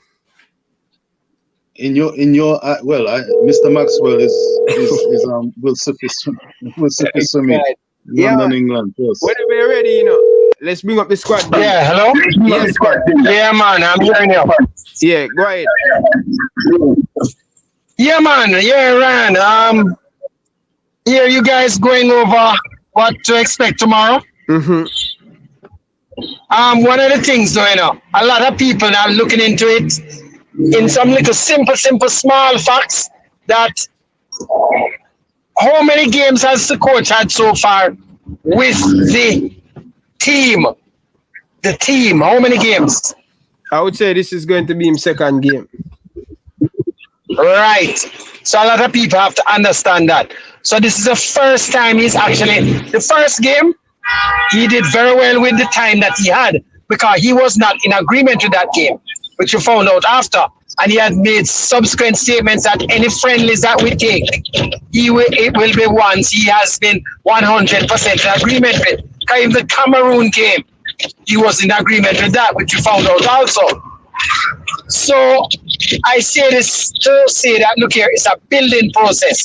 And he knows that, right? So a whole heap of people out there that expecting, right now, we have never won in the Azteca. And I'm going to tell you this, I'm not downplaying what the coach is doing, but if he can make us win in the Azteca, a feat we have never done on the coaches that have had the teams for years before going there. And he has had a team for about, call it, 6 total training sessions or so? Yeah. It's going to be a miracle. So I'm going to say, I want them to win, but whatever happens, if he wins, it's going to be almost a miracle. I'm going to be honest. Because right away, we're going into literally your first competitive match, not friendly. Your first competitive match is against one of the top teams in your region. If we're playing them in a neutral venue, I would say yeah. But we are playing them in an area. I don't know if you know what it is to play at high altitude. When you walk at the altitude of the plane, Ryan, your chest going to burn you. You're going to feel like, much less when you run. So a lot of people, when they're talking about, oh yeah, we're going to run down the flank up the squares. Look here. Every one of those people are telling you that. If they were to walk, and I'm saying run now, walk down the flank of the Azteca field and walk back, then we feel like them dropping down to die. Yeah, but leader, right? Leader, that still is an effect to a whole heap of people. I don't think that is still an effect to a whole heap of people. No, man. No. Ryan, hold on. You see the under 17s the other day? Mm-hmm. Did you know that it was affecting them? No. You never know that part, right? Mm-hmm. It did. And most of those games where you saw them concede, look here, when you have less oxygen, you're prone to also make mistakes because, you have less oxygen going to your brain. Lots of things happen. It did affect them. I'm not guessing on this, I'm speaking to players that were there that said, sir, look here, man, I tell you the truth. When I'm playing at the game, at near the last part, sometimes we have problem breathing. We feel it. And this was something unusual to them. Right? So, playing in that Africa, don't care what. It is still an issue. The only thing is that the best way to counteract it is two things. Either you go there a month before, which is not possible, or the system that they were there going as late as possible, and then come out. Because what is going on in the game? The first, say, 20 minutes, they're going to be up there. Then after that, them going to run into a brick wall. It's like you running around. Ryan, just picture it. You're running full speed, and you just see a wall there, and you just slam up into it. That is going to happen, and that is the part now where it's going to be key to try to hold your shape, because most of them going to feel like them dying at that stage. Don't care what. The only thing that it does not affect some of the overseas players as much, because unless you are super fit, very, very fit, it won't affect you as badly, but it will affect you. It will affect you, right? So your performance is going to go right down. But after about 15, 20 minutes, if you can withstand that, it's going to start to go back up. Not up to where it was, but it's going to go back up a bit. So the key thing is that the size of our players and the defense and the keeping the shape is going to be very important at that particular part when we run into that brick wall. And don't feel away. It is still affecting us. The only reason that is not as bad as before is that we're not going there with too many local players that them have to be dropping down on the side and people are coming oxygen because they can't breathe. It's still there. The place don't change. I'm telling you that. You understand? So don't fool yourself. And it's not just the atmosphere, Mexico City is one of the most polluted places. So if you have any sort of bronchial issues or so, and you're going to have the atmosphere, the place dirty, right? So when you breathe in the air, it's like, trust me, it's not a nice feeling, right? Medicine needed. Medicine needed. Medicine can't help you. None can help you in that situation, Nothing cannot help you. And it's not a coincidence that Mexico, all you need to do, check how many matches Mexico has ever lost there. Not to Jamaica, has ever lost. As far as I know, Brazil has been them there. And then a scratch by I think USA beat them there also once. But it's not something that happens. It's easier for you, Ryan, to go in the middle of the highway near where you live and run up and down and don't get hit by a car than go into Azteca and get a win. So we have to be. Mr. Maxwell? Him get licked? Get licked? Yeah. Oh, God. Oh, God. Well, weird. Oh, back again. Hey, it sounds like you're in a building yard, Mr. Maxwell, your reception is breaking up, Mr. Maxwell. Yeah, okay. Mr. Maxwell, can you, if you're hearing me loud and clear, Mr. Maxwell, saying this to say that it sounds like you're predicting that Jamaica are likely to lose this game. Mr. Maxwell, are you concerned that Jamaica are expecting too much of Jamaican fans expecting too much of this Reggae Boyz team, not only against Jamaica, but maybe going forward? Okay, no, we are not. We are not. If this match was being played after the Gold Cup, way down in October, I would say, okay, I would give them a chance, a realistic chance, right? Because by that time, the coach would have had them for about, 6 or so matches through the Gold Cup. He would have had the Nations League done 2 months September. You would have them for 2 October. So if we were playing them in November, after about 6, 7, 8, 9, 10 matches, or 11 matches together, with that A team, because you have to understand, the coach already going to plan matches outside of the windows for the B/C teams. But the A team, those are the ones he's only going to get for the official matches. might have 1 and 2, but the majority won't have them until those matches, and he has made that known. And they're all competitive. That's the thing that he has told. Is not there's no chance anymore for you to put a friendly together and experiment. Every single match he's going to be playing with the A team is a win-win match. It's a must-win match because they're all competitive. So we have to be realistic and look at it. I have never seen any coach that has come, and unless the coach is Jesus Christ, right? It's going to be almost impossible. We have to be realistic. And I don't want people to go and say, oh, the coach is good. So far, the coach has done a miracle in the first match that he played. The second match against Cameroon, that's also a miracle, literally. Then after that, when he went for the local player then, and with some of the very young players, right? It brought him up to reality, and he had to make the statement that in not going to too much and realize the deficiencies of the local cohort. And see where they are. We have to be realistic and see what is happening. You understand? And don't expect the man to turn water into wine. It's not going to happen, or stone into bread. I'm sure that his last name is not Christ. Okay? So we have to really and truly look at what is there, right? Mr. Maxwell.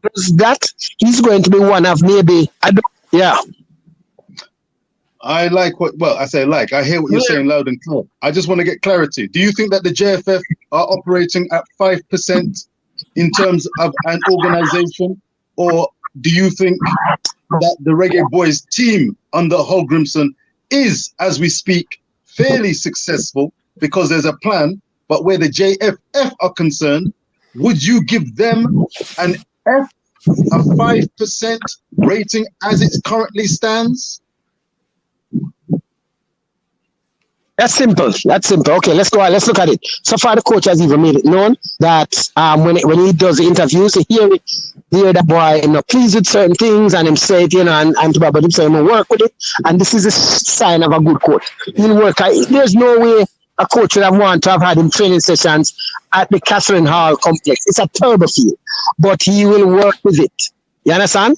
That's the nearest place. That's the place where they're going to be. We're at the next best thing. So he'll work with it, and that's the sign of a good coach. When Samois came, he complained, but he work with it, and that's the thing that I like.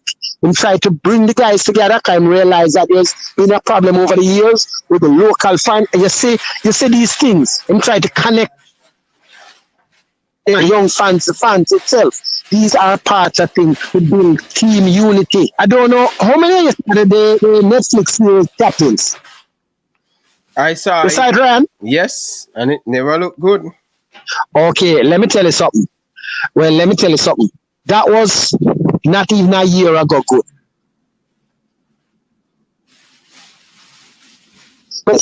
Just so. There's also a reason indirectly in the JFF, because they knew that there was a gang inside there, literally, that was, so to speak. But the coach has come in also and showed his muscles and said, because one of the things that was another thing that, if you notice, we know, all of us, a number of us know who that gang was. Yeah. Supposed to back. But we noticed that one of them, another one came in this match, right? Who never, people thought he retired.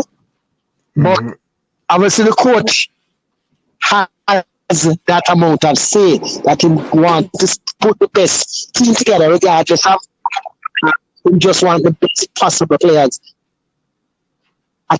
So that is one thing that I like, that any team is going out there is going to be the best possible players, because when you see them selecting players that up in them 30s, normally in the past, we forever building a team. We never have a team, because we always say, oh, Billy, what do you Billy? The man have the younger players that we're going to have for 2 World Cup cycles in there. We have them in there. We have the players that have been around for the last couple of campaigns who have the experience. So we have the blend there, but you have to give him some time. You see, by the time we reach November this year, that time I'm going to start marking. I have to give him that time, because I know what it takes to play like a winning team. I've had teams where, when we look at it initially, we start, go through, and we look at big while. But you see, after a while, once those youth play, Ryan, remember that?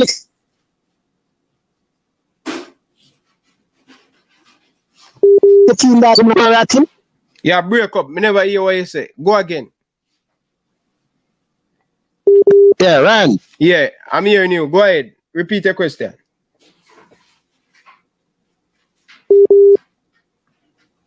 Boy, leader, your internet bad. Oh, shush. Yeah, hello? Yeah. Yeah, man, I hear you, Yeah, I'm so hearing I'm just you. saying that those things take time to put together. It take a while. Before those guys became almost invincible, it took them almost literally 2 years, to get it, Because the first year, they must go into everybody and then look one team real more, and then that was it. But after that, another year later, them went through everybody 1 year younger all the while. So these things are things that take time. So I am going to give this coach here till November. He need time, he need a Gold Cup to look and then know him get to, because let me tell you something. The biggest problem in this team is the CDM, and the CDM still not started yet. And don't have one. Right? So let's not go around it. He does not have a CDM. Yeah, but in this team. What you mean by him not have the CDM? Rusty no come in. Who is the CDM? He has one. He has one. But Daniel Johnson can He has play. one. Kevin Lambert. No, man, Rusty did it. No, listen, they can play there. Listen, Ryan. Which foot to kick with? We can use both feet, Maxwell. You don't know that, man. Ryan. Which foot, when you're kicking out the ball, Ryan, do you kick it out with your left foot and make it simple? I can't kick with both feet. I can't kick out the ball with my both feet. Ryan, when you get the ball and I match it and you're under pressure and so, have you ever kicked out with your left foot? Be honest with me now. Listen to me now, man. Any match. Hold on, man. When I play for Excelsior, when I play Manning Cup under 21 Premier League, I can't use my both foot kick out the ball. But at the junior level, my foot never that strong. But as I mature and go by and use it more often, I can't use both feet, kick the ball. Mr. Maxwell, what is your point regarding Mr. John Russell? After time, the point I don't know. Okay, I have looked at a report on John Russell. I see his deficiencies are and his positives, right? And this is a report from Huddersfield when he was at last. And we know the type of player he is. He's a good box-to-box midfielder, very good. He'll help to advance the ball. But he is not. What we need now is another Anthony Grant type of midfielder that is going to break up the place, which is key to playing in that sticker. And that's basically it. And even if he just push it to somebody beside him to distribute, that's it. John Russell is not that type of player. Yes, man, we are talking about CD. He's a good player and he's young, but that's not him. We don't have one yet, and we have to wait and give the coach some time to see if he can either make one or get a good one from somewhere. But right now, the only genuine player in there, and he is slow, right, is Lambert. The rest of them, they can play there now. Ryan, if I ask you to go out and play forward, you can do it. If I have to play defense, you can do it. But you won't be the best player at that role. Mr. Maxwell, I must say that I don't know what Ryan's proposed team in his view is going to be, but I was raising this on Ryan LFC and on Rich Post Sports and on Unseen Sports. The CDM axis and the center of the pitch is going to be a key area, and it's very honest of you to say, frankly, that the stocks are low as we speak. It's not a case of having makeshift. It's only one player. It's one player, and the player is very slow. That's his deficiency. Yeah. So, and I do one of the things when Anthony Grant is not fast, but one of the things when you spoke to people that were close, Anthony Grant would tell you that his experience that he has had over the years made him, because he ran into that big wall in his and when his chest was burning, he made sure to make a critical foul. He made sure to position himself to make sure that they don't go through. But that came to experience. We're looking at a young player that's learning his game. That's what I'm just telling you. It's either you're going to use a makeshift person who that is not their main thing. It's like we take Ryan and say, Ryan, you're going to play central mid. Russell play CDM bridging. CDM. Oi, Ryan. Okay, Ryan, you say after here, I send you a report to you. Come and ask you nothing. You know, okay, I'm going to ask you. He plays Steven as a box-to-box central midfielder. Box-to-box, meaning him try to progress the ball up and him help with the attack. He's not the player to sit deep, break up the play them, and then try to put them. He does not tackle. That's one of the deficiencies that came out in our report. He's not a Casemiro. He's not a Casemiro. He's not a Kante. Is that right? No, he's not. He's not. One of the things that came out in our report. We don't want him to be a Kante leader. We don't want him to be a Kante. We don't want him to be we just want him to be Russell way mad. Okay, let me make it simple. Hold on. The report from Huddersfield basically made it known that John Russell, good player to advance in the ball, once, listen now, I'm going to send it to you. I can send it to you shortly. Once he has a good defense behind him that will do the work, he will be effective, right? But he's not the player that will be able to do that dirty work. He is be found wanting. He has to have a certain type of player beside him and behind him for him to be effective in his role. He is very good at advancing. He's more of a player of an understudy to a Daniel Johnson and Ravel Morrison.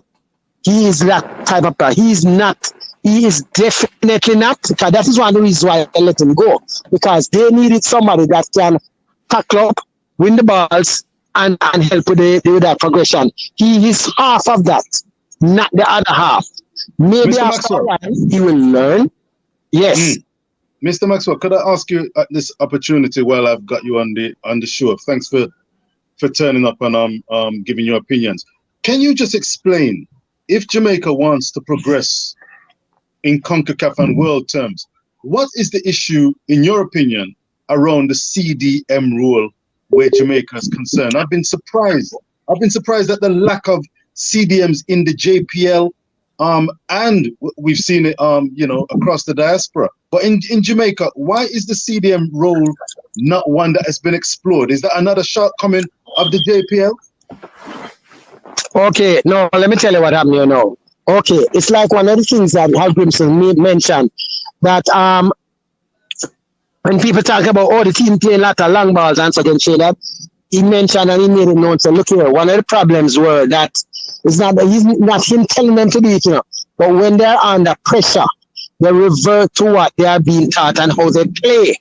So that's one of the things. That's why I asked Ryan about the left foot thing, right? When you're under pressure, you go to the thing you are most comfortable with. So if you are most comfortable with kicking out the ball with your right, even though you might can do it to the left, you're going, a man coming down on your head and you're going launched out to the right. It's instinct. So what is happening now is that the CDM is not one of those pretty positions that most of the players them play. When I have a training session and I'm thinking, most of the guys in that come, nobody knows them play there also, because them can't get to the score in a goal line or pitch beside that or play upon the wing. Always have a whole heap of wingers. You understand? Have a whole heap of wingers and have a whole heap of forwards. Whole heap of attacking mid. When I use a defensive midfielder, you can count on your hand, because it's not that pretty position that we have guys going into, or we have them learning the position there. You understand? That's one of the problems. So we're not doing it here locally. The next thing is the better ones, right? Once they are there, England are going to try to map them up once they are that good, because look at it now, what's the name? I remember the name of the guy here right off hand now. He got into England team last year. He was one of the better guys for CDM, and he got into the England team. Yes, Calvin Phillips. Because when I saw Calvin Phillips, the first thing I made 2 calls, and I made sure I call certain people in the JFF. But I said, to be honest, I'm going to say, yo, make a try get in contact with a youth cat. It's like the player we need. Look a while after they're here, England calling. But when I saw, he would have been the answer. After that now, you start looking again in the diaspora who is there, and you really stretch a bit. You have a lot of them that are like Ross and so on. They are not genuine players that go and break up the thing. When you saw Anthony Grant, I saw about him too. But the first thing I saw him age. Some say, kid, how much him going to give us? You understand? So the thing is, it's few of them out there. It's not a lot. And that is just one of those things. It's not a pretty position. You understand? And it's a position that you normally, when a team takes you, them prefer to take a role. Otherwise, they're going loan you out. It's just one of those things, right? So it's going to take us a while. Either we're going to say, well, okay, even though we're invested in Hector for years because somebody tried him and he was working. Because this is something, where it takes a year to perfect and understand what you're supposed to be, right? If you are going to be that perfect CDM, okay? So either we're going to be going through the thing again and trying to invest in the road, but also going to take a while and not going to be that man by the time we're ready because he already has a deficiency where they label him as lazy, right? So if he has that thing on his head already from the last couple years before, you understand that he has, that's not his role. He's doing well elsewhere, but what they needed was a man that going to break up the tackle man thing, and so he was a liability for them at that position because they had other players that could progress the ball, okay? And they needed somebody to be able to sit, break up the thing from there, right? In big enough, but in not that his size alone is not that. Yeah, it's some you need that instinct for doing that them sort of damage and so there, okay? So as I said, the only thing is to look around again, and then we could see there's a couple players in England still. One of them injured now. I think he's the best option. I think Isaac Hayden. He might be the best option if we can find out who exactly. Because that's another thing too. Some of them have Jamaican connection, but it's who exactly the connection comes from. You understand? So if it's the parent, we're always very lucky there. But anytime we start go back to grandparent, we run into the problem that the grandparent, when them come up, back in the time when most of them grandparents come up in one next name and things like that, and then all of that make things difficult. Mr. Maxwell. Other reasons. Yes.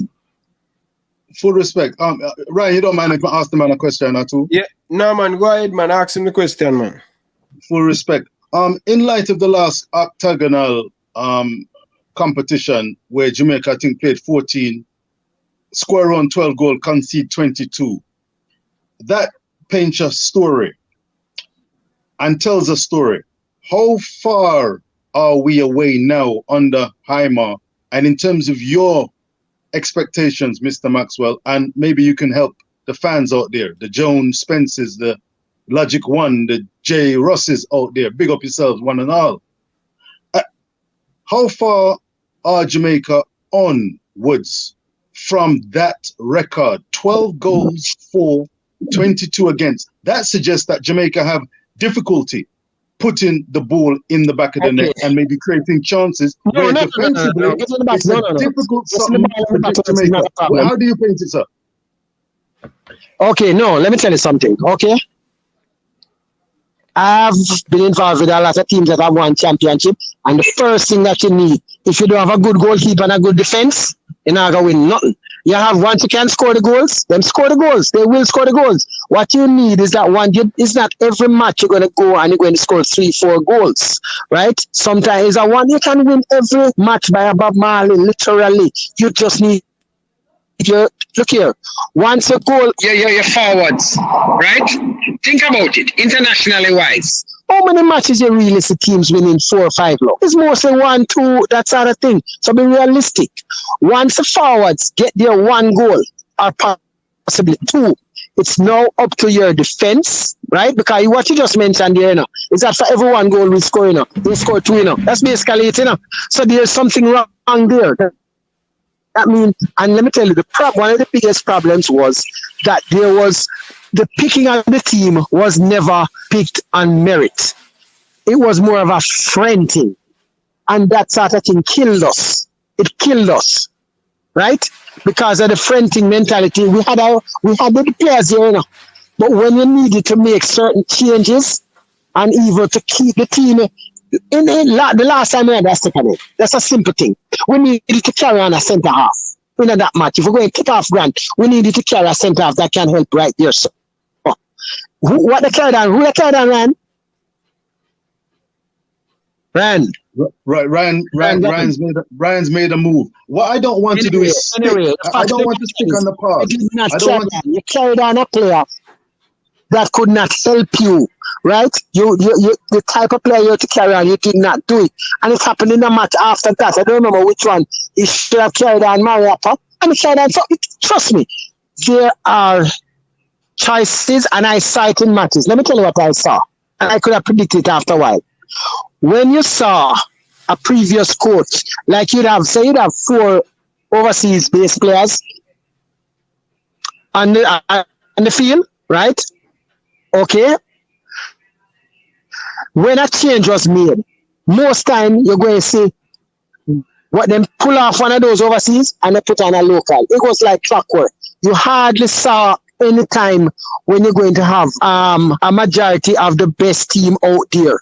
You'd have to wonder whether a player like say a Michael Antonio is the same as a Javanis. I tell you, you have to want to scratch your head and say, but hold on, them can't. This must work a couple million too. But Mr. Maxwell, hold on, Mr. Maxwell. Mr. Maxwell, yes. Mr. With all due respect, thank you, sir. We don't want to beat the past. I made mention of the goal scoring and defensive record of Jamaica in the past. I want you to fast forward to today and going forward. I mean, in your opinion, I think you've given the answer, but let's say it again. As a society that does not know their history will not progress in life. So first thing we have to know is what happened wrong in the past. The same defense is literally there now, you know. If you look at the team that most people are asking for now, it's Bell. Bell was always there. Pinnock was always there, right? Lowe was always there. Some people try to throw King into the mix. He was always there. Some people trying to throw Mariappa into the mix. He was always there. Javian Brown was always there. But we have never had a team where, out of all of those names I just called, I don't think there's many matches where we had as much as 2 of them on the field together.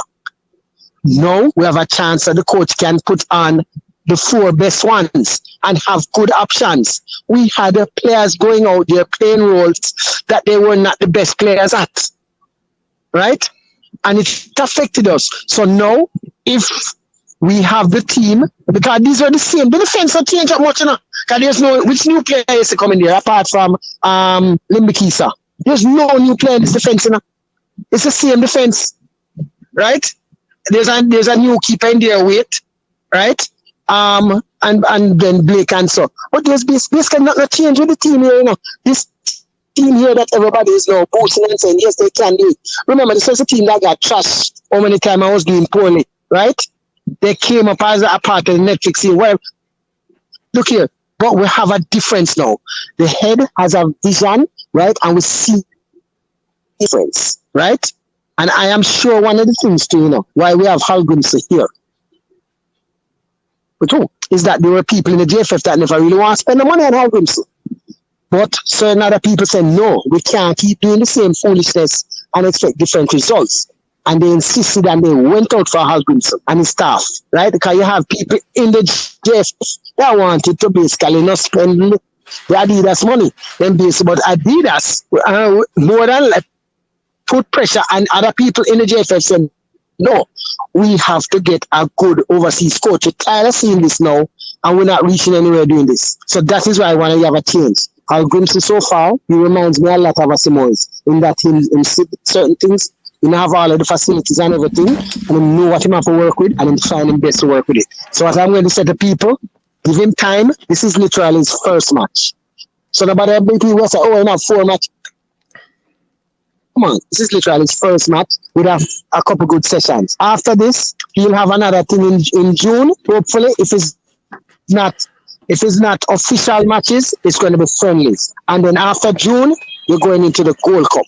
So by that time, outside of that, and then now, by the Gold Cup, we should be probably seeing a couple new players that would have acquired passports. Still another thing too, the coach literally don't have any new people because most of these names you're hearing, we're all in the mix getting them documents. The ones that we want to hear about like the Isaac Keaton, we never gone on yet, okay? The Damari Gray, we don't see what going on yet. We know them start, them posts and so. You understand, Kid Taylor, we don't see what going on yet. Okay, so we have to be realistic, be patient, and give the man time. November for me, 2023 is the key thing for me. I know what I want to see by that time.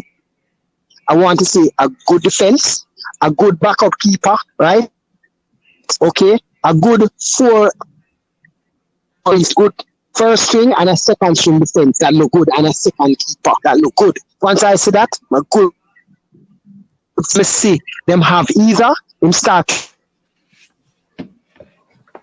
to be in Concacaf, we have to have that type of midfielder in India for how this type of thing is. So we're going to either start work point and him have enough matches to say, okay, I'm going to try Russell, I'm going to try groom him into it, and so, or I'm going to bring back somebody or try to acquire somebody. That's how it is in football, you know. You can't build everybody, right? Because when I try to put teams together, don't be like enough. I get cohesion. I get some very good players, have a lot of cohesion, and then they are together for years, and then that's how it's done. I know what it takes to build a team, but you can't do it with mediocre players. Maxwell. Yeah, that's it basically. Maxwell. So once we do what we do, we're good. Yeah, man. Let's see tomorrow. You see. Hearing you. Let's see how Russell play tomorrow in the midfield. I'll send a report to you later, but it's not for circulation, yeah? It's out there still. It is out there if people want, but I'm going to have to dig hard to find it. It's not going to easy to find it, but I'm going to send it to you around, but it's not for circulation. When we love circulation, it is not for circulation. Okay? All right, so look a bit. People want to dig, and I know most people don't see it. Some people have seen it, all right? But I send it to you, but as I say, Ryan, it's not to go out there or discussed in depth. Okay? Come on, one. If I realize the coaching them and the player them listen to show them, you know, right? Because the other day I talked to somebody, a coach, and the man said, boy, Mr. Maxwell, either you decide you're going to be a blogger. Hold on. So I always have to start with a fine line because I have no friends in I think. Hold on, it was cut out a while ago. What you say about flagger? What the person say?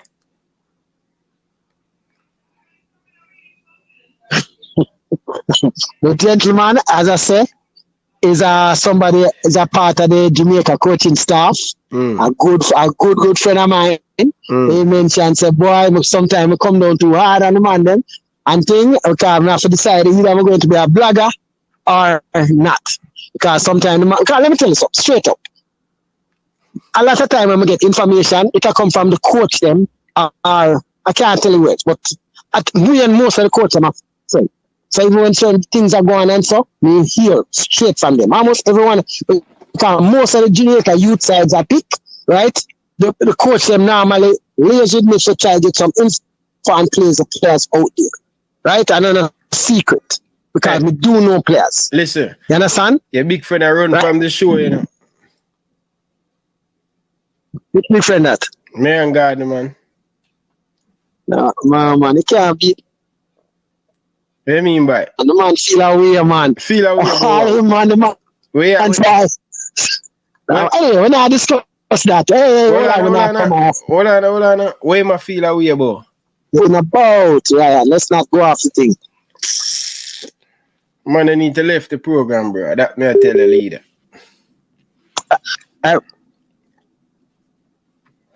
Leader. Eh? Yeah. Just give him that message for me. Tell him say need to left the program, brother. Tell him say left the program, brother. So, how do you think the team going to do in Mexico? They were going to do well, brother, and he might prepare the team, brother. All Grimsey say, the big game, they might prepare him team. Can't get rookie. And remember, can't give him a rookie. It's Hal Grimson and not Jesus Christ in charge. Okay? But just remember, we just tell all the people it's Hal Grimson and not Jesus Christ. The man have him assistant coach, brother. And a Jarastafari, Allah, whoever you want him to be, right? So he says a human being out there, and I've never seen a coach try a team after 5-6 sessions yet. Brother, the man they supposed to should have get locked up down a GP for 6 months. Before he get to the team. You don't know who me attack already. Marian God me attack. No. You should have get 6 months in a Okay, GP. Ryan. You know what? Brother, tell the man to come talk to me, Virgin. He might go like saying bigger than Jamaica. Ryan, I give him number already. Ryan, give him number. Which Ryan, you give him number? When you give me him number? I give him number. When? I never give you? No. Okay, we send him number to you. You can talk to him and so I thought I gave you. Me give you. We send him number to you. Telling me, say, if I were the Prime Minister, I would give him 6 months in a GP. The man hear your program in a rally. Right, the man hear your program. So why am I running? And I hear the only thing the man say, boy, at least let the man them know something I teach. The man hear. Where am I afraid? Sometimes I have to understand. So the program here, yo, man, you see my subscribers out there. A whole heap of people. Literally, that don't tell the amount of people that hear the different program. Because when people get it and people say, no, trust me, we don't think even realize how much people see them. So, and especially when them playing, the team them follow you. So that's why I not really got too much in the thing. As I said, Russell is a good player and just have to take brother, time and don't put too much pressure. I don't tell you what I tell you already. By the way, let me just make it simple. Marian Gardner, as an under 17 coach, they're not finished mass. So as far as we bro. Yeah, the talk to the media. Hold on, brother. The man need to talk to the media. Come and sit down and talk. Warping, cause some thing we're saying that they cuss off the foreign player. We know you're not. Okay, I'm going to slim number to you because no. That tell me the last time. Brother. Okay, listen on. No, he said he had to make a report first. I did speak to him, and him said, "Boy, man, talk." And you see the report? Listen, Ryan. Listen, man. Let me remember that. Since I'm going to that a little bit. I was literally the first person calling in Jamaica after the thing and everything. Our reason of a heart attack and thing, right? We even pass on thing to another person who never too pleased. We were going. I'm not about to say what that person said. But all I can say is the man had, you have to look there. I not discuss that. If you want, I will pass on the number and you and him can have a reasoning. And if you want to come on by himself, he couldn't come on a program right then until he reported to the JFF. Okay? So he done the report there already? As far as I know, yes. Yeah, bro, I don't need for... So, him can... Man to come on the program, bridge. You know, him already made statements in the local media. Yeah, you can get him now. Me I tell him, listen, but what number that carrying a belt to the man, this the man, them way. Me not this the man. Ushpa me a this him. Ushpa me a this him. Me I ask him some question. We can't. What happened?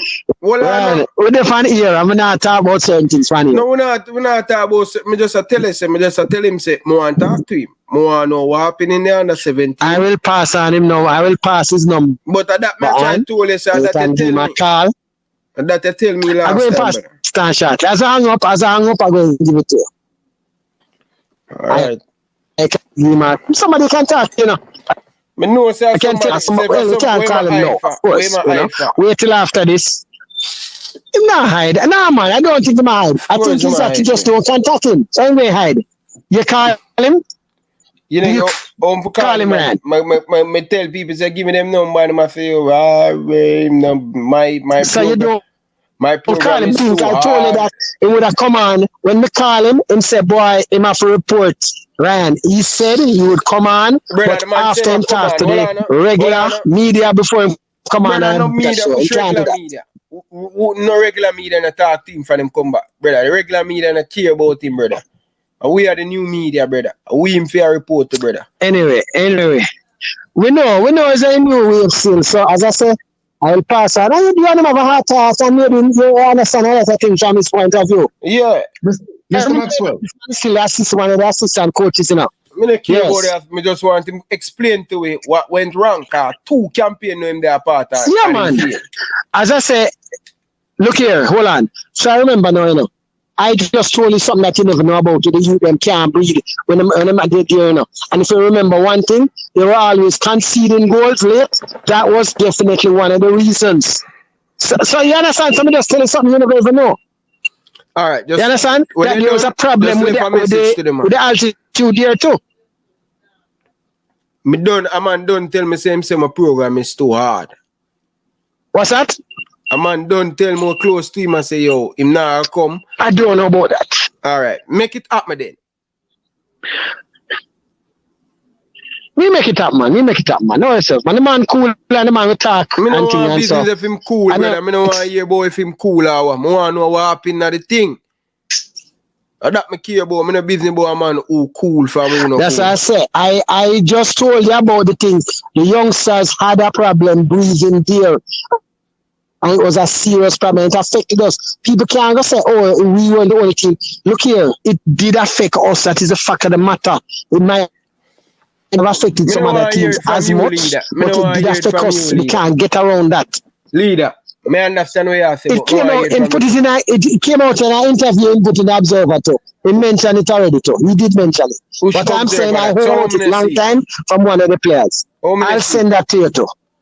I will send it to you, boss. I will send it to you, man. We send it to you. Just remind me, send a little WhatsApp to me. I will send it. I know sometimes I may not remember. So just send that thing and remind me to send them stuff there to you. Yeah? I will send it. He did talk about it with the breathing issues and so he did speak about it. Mr. Maxwell. Mr. Maxwell and Ryan. Mr. Maxwell and Ryan. Talk to him, Reason Bath. Yeah, man, because I was about to make a move, you know. I don't really feel too comfortable and I'm not in the bangarang business. The football and the field. You're coward, Richard. No, far from it, Ryan. Hold on, Ryan. No, me not come on this show for the something there. If I'm speaking, allow me to speak. Ryan, let me ask Mr. Maxwell and yourself, because I'm not going to talk over you and have you talk over me. With all due respect. Mr. Maxwell, full respect, Ryan. Full respect. Thank you, sir. Mr. Ryan, Mr. Ryan, you sound like Mr. Maxwell sometimes. Listen, Mr. Maxwell, what is your take? Are you there, Mr. Maxwell? Ryan, this can apply to you, you know, because his internet is coming in and out. Make it quick. All right. This is a question to both of you and the viewers and subscribers. To what degree do you feel comfortable that much of this JFF attacking, calling out, takes place out on air rather than is attempted to be sorted out and tackled behind closed doors?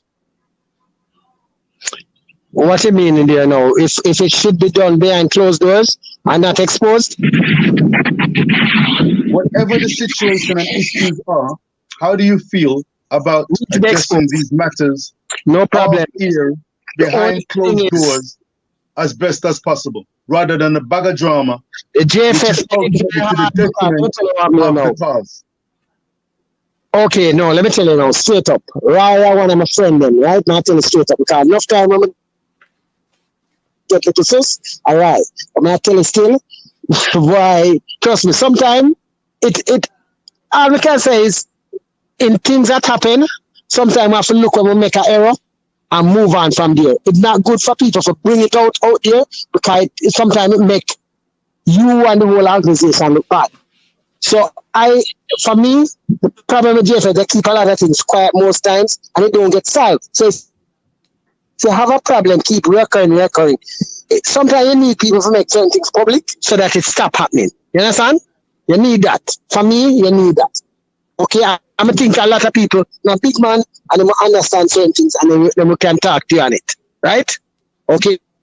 But sometimes when it gets hammered too much, boy, people start carrying feelings and everything. You understand? Okay? Yeah. Reason, boss. You're mute. I'm silent. I'm listening to what Mr. Maxwell is saying. I just told you.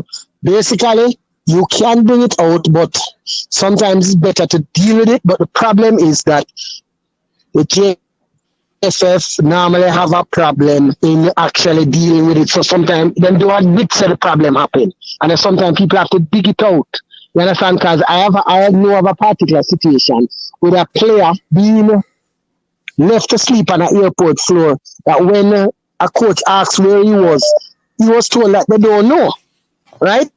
And I personally remember that I had to I call the whole club out here. They never know if I contact him. I call in school, some people and they said they don't know where he was until I call him father and I got the youth number and the youth basically go through everything with me, right? And I think I even put that there as an exclusive that when the Observer came up with certain facts, it was me that basically had given them those facts, right? But these things, sometimes the mistakes are made and sometimes people not admit it and them try to cover it up. You understand? Because that particular situation, when it happened, I had to tell you, say, yo, look here, no? Send him the coach number. I never even deal with the coach number. Most time just deal with the manager, whatever. And I had to say, look here, call coach and just make him know exactly what going on. So because the coach has the impression and him send it out in the media that you literally desert the team. You understand? And this is a player that he played for me long time. But I have that like sort of relationship with all of you them that play for me or play with me at some stage that me and him can reach. Just like Ryan. Ryan and you we've been through in a Casafa thing and so, you know. I always try to give everybody a little advice so become like this one and become big man and them do them thing whichever way them doing it. You understand? So JFF, them just need to be honest with themselves and real. Nobody perfect. All federations around the world make mistakes. It's just that sometimes JFF make the mistake more than once. So we see them trying to make some changes. So make we just say, Rome wasn't built in a day. It took a while. Just like it take a while to build a successful team. Okay? You got that, Richard? Loud and clear, loud and clear. You're speaking from the heart. And from the heart is where I want to address this next question, Mr. Maxwell. We can bring it up. Last question, I can't forget now. Yeah, man, I want to know, do you love the game of football? Do you love the game of football? And if you love the game of football, would you go as far as to say that the JFF don't love the game and are shooting themselves in the foot and sabotaging the process? No, sir. Listen, hold on. Okay, let me tell you a problem with JFF. When you speak about the JFF, you know, I don't know if all of you understand. The JFF is actually all of those parish presidents, you know. They are the ones, just like when you talk about Issa's all of the high school principal there. So the stakeholders in the JFF are all of those parish presidents. It's not just the staff that is there. So when you normally see things, certain decisions made, because I'm going to be honest with this. I had mentioned when I saw the state of Catherine Hall's thing there, first thing I said, look here, don't play in a game down there, carry go on it. You understand? We would never have played that game down there. But I know it's because of political reasons, right? Why they play that match there. Because like it or not, you know, if people don't remember, you know, people go and say, oh, what's the fairly well at Catherine Hall? Okay, Catherine Hall is one of the reasons why we got demoted in the Nations League in the first place. When I think coach played there and we gave up points in a match that we shouldn't have. You understand? So what we need to be doing now, I mentioned this summer, is play as many matches at the stadium because we have lost the invincibility at the stadium. Just other decisions sometimes made. I hear it already. I know for a fact that when they're making like youth teams putting together, every parish president want to hear them have a little 1 or 2 youth in the thing when it is thing there, whether or not the youth is good or not. So sometimes them leave out, they might say, okay, boy, right, put a little youth from St. Thomas in there, or put a little youth from Portland, so the Portland president feel nice. Even if it got them after a while, put them in there. You understand? So, and that way, sometimes you have some very good players that get left out because of politics, literally. You understand? I want to talk politics, not a PNP GLP thing. You understand? Everybody else understand. Parish politics, everybody want to have a say, even though their parish might not be as developed as it is. Because like it or not, you know, the parishes that are developed and have youth programs, It's Kingston and St. Andrew and St. Catherine and then Clarendon. So to be all right, when you put in a team together and then Manchester to another extent, you're really going to have, and then you have Montez and in St. Anne's. So apart from those 5 there, if you think about it, you don't have no youth program in all of the rest of those. So when you have a national team putting together, how can you honestly expect to see players coming from those other parishes when you don't develop the program there? You as a parish president don't do it. You understand? But because they are here and they want to make it seem say yeah they are doing something by, because when they have a little one player so in a youth program, you know, it shows us something like go on. You understand? That's the chick. May I ask you a question? When last under 17, under 20, under 15 playing at Jamaica? When last? That's okay. I don't know if you heard when they were looking at the problems with the under 17 the other day. That literally, Ryan. You see that age group of players? No youth football no play for none of them. The only youth football played was when a row group put on under 20 last year and CASAFA tried to cancel it because it was going to interfere with their CASAFA competition, right? It was taken away, so them tried the best of them had to play under 20 under quiet. Then now, what happened now, you have some of the clubs actually playing some of the younger players, but apart from that, there is no under 30, no under 15. COVID done years now, you know, but no youth league. You see those players that were picked the other day? Normally you would have had leagues playing, so people would have known about them and they would have had no league, no play for them for almost 4 years now. COVID came in what year again now? 2020? 2020. So 2020 there was no football 2020. 2021 none. 2022 none. Right? So that's 3 years. And we went to 2024 now, making a 4th year. And basically before that, you know, CASAFA cancelled King the under 20, you know, for political reasons again. And I can tell you that because at the time there is an envy there between them and certain other person that they would do ethics to make sure that club will show up themselves as a top club. So they actually cancelled under 20 that particular year when I think the coach had almost an under 20 squad playing in the Premier League because they just did not want, they did not want that club to be basically coming up front like that. And they cancelled under 20. So that died. And over the years, there has been no youth competitions. So you're talking about that set of players that were 16 last year. The last time they played a competitive league would have been 4 years before, because 2019 the last time they played. So 2019, 2020, 2021, 2022, yeah, 4 years ago literally. So those guys are talking about at 16, from 12, 13, some of them at that level, a competitive level. Apart from schoolboy league, and schoolboy league is not the same as club league. I can tell you that. Football gone back way, brother. We're back way. Only I said the JV for and I can tell you, Ryan, and let me tell you one other thing too that you need to shake up and find out what's going on. CASAFA is the main one with all of these things because they have most of the youths like Ghana. CASAFA so far, we don't know when under 17 going to start. We don't know if under 30 and under 15 going to start either. Them come up and say, yes, it's going to start. But when we say gradually, we see the deadlines just passing and then they look because they're having money problems. These are the things now where we need to shake up and find out what's going on. Because CASAFA, literally, they are not progressing. They are actually decreasing. They want to, like a crab in the barrel thing, then pulling down other clubs. How can you be trying to tell a club like a Med Forest that you're going to expel them because they want to play at a higher league? How can you do that? That don't make sense. That just shows we have some serious issues there. You know, they might come around and tell you, oh, there was some sort of youth league played and a little scrimmage thing, up a thing there which had to pay, that was not, there was no league. So all the youth them that they are jungle and all boat and them thing there, and so that don't get for playing about. Whole heap of you not get for playing about. We have a whole heap of you that will lose. That would have probably turn out. So I can tell you what we did to find some youngsters to play in that under 17 was a miracle, I tell you. You understand? And the only good thing is that some of the clubs them play in the Premier League. That is what's saving me. The JFF So I just tell you. how much money are running at the football now and no youth tournament. I tell you, say the football I go back way, man. Look here, the thing is, hold on, like that, no, JFF can't spank the parish and make them do it, because this parish are the same parish president in JFF.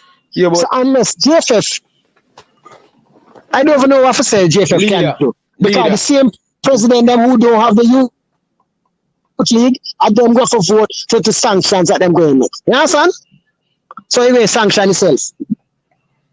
From the years I grew up, I play football in Jamaica. Youth league I play. And everything. And that's why I have 13, 15, yeah. That's why I have a cut speed the other day and I talk about COVID. COVID done long time now. And we still now have a youth tournament start. Yeah, but speed, look here now. Look here, hold on. I can look on it, Speed tried to put on a competition last year that would have involved the Jamaica under 17 from that time, And a Casafa blocking, I don't know if you realize that Casafa did everything for blocking because I was going to play in their parish. So them did them block it. So they had to literally do the thing on the backdoor deal and make the youth.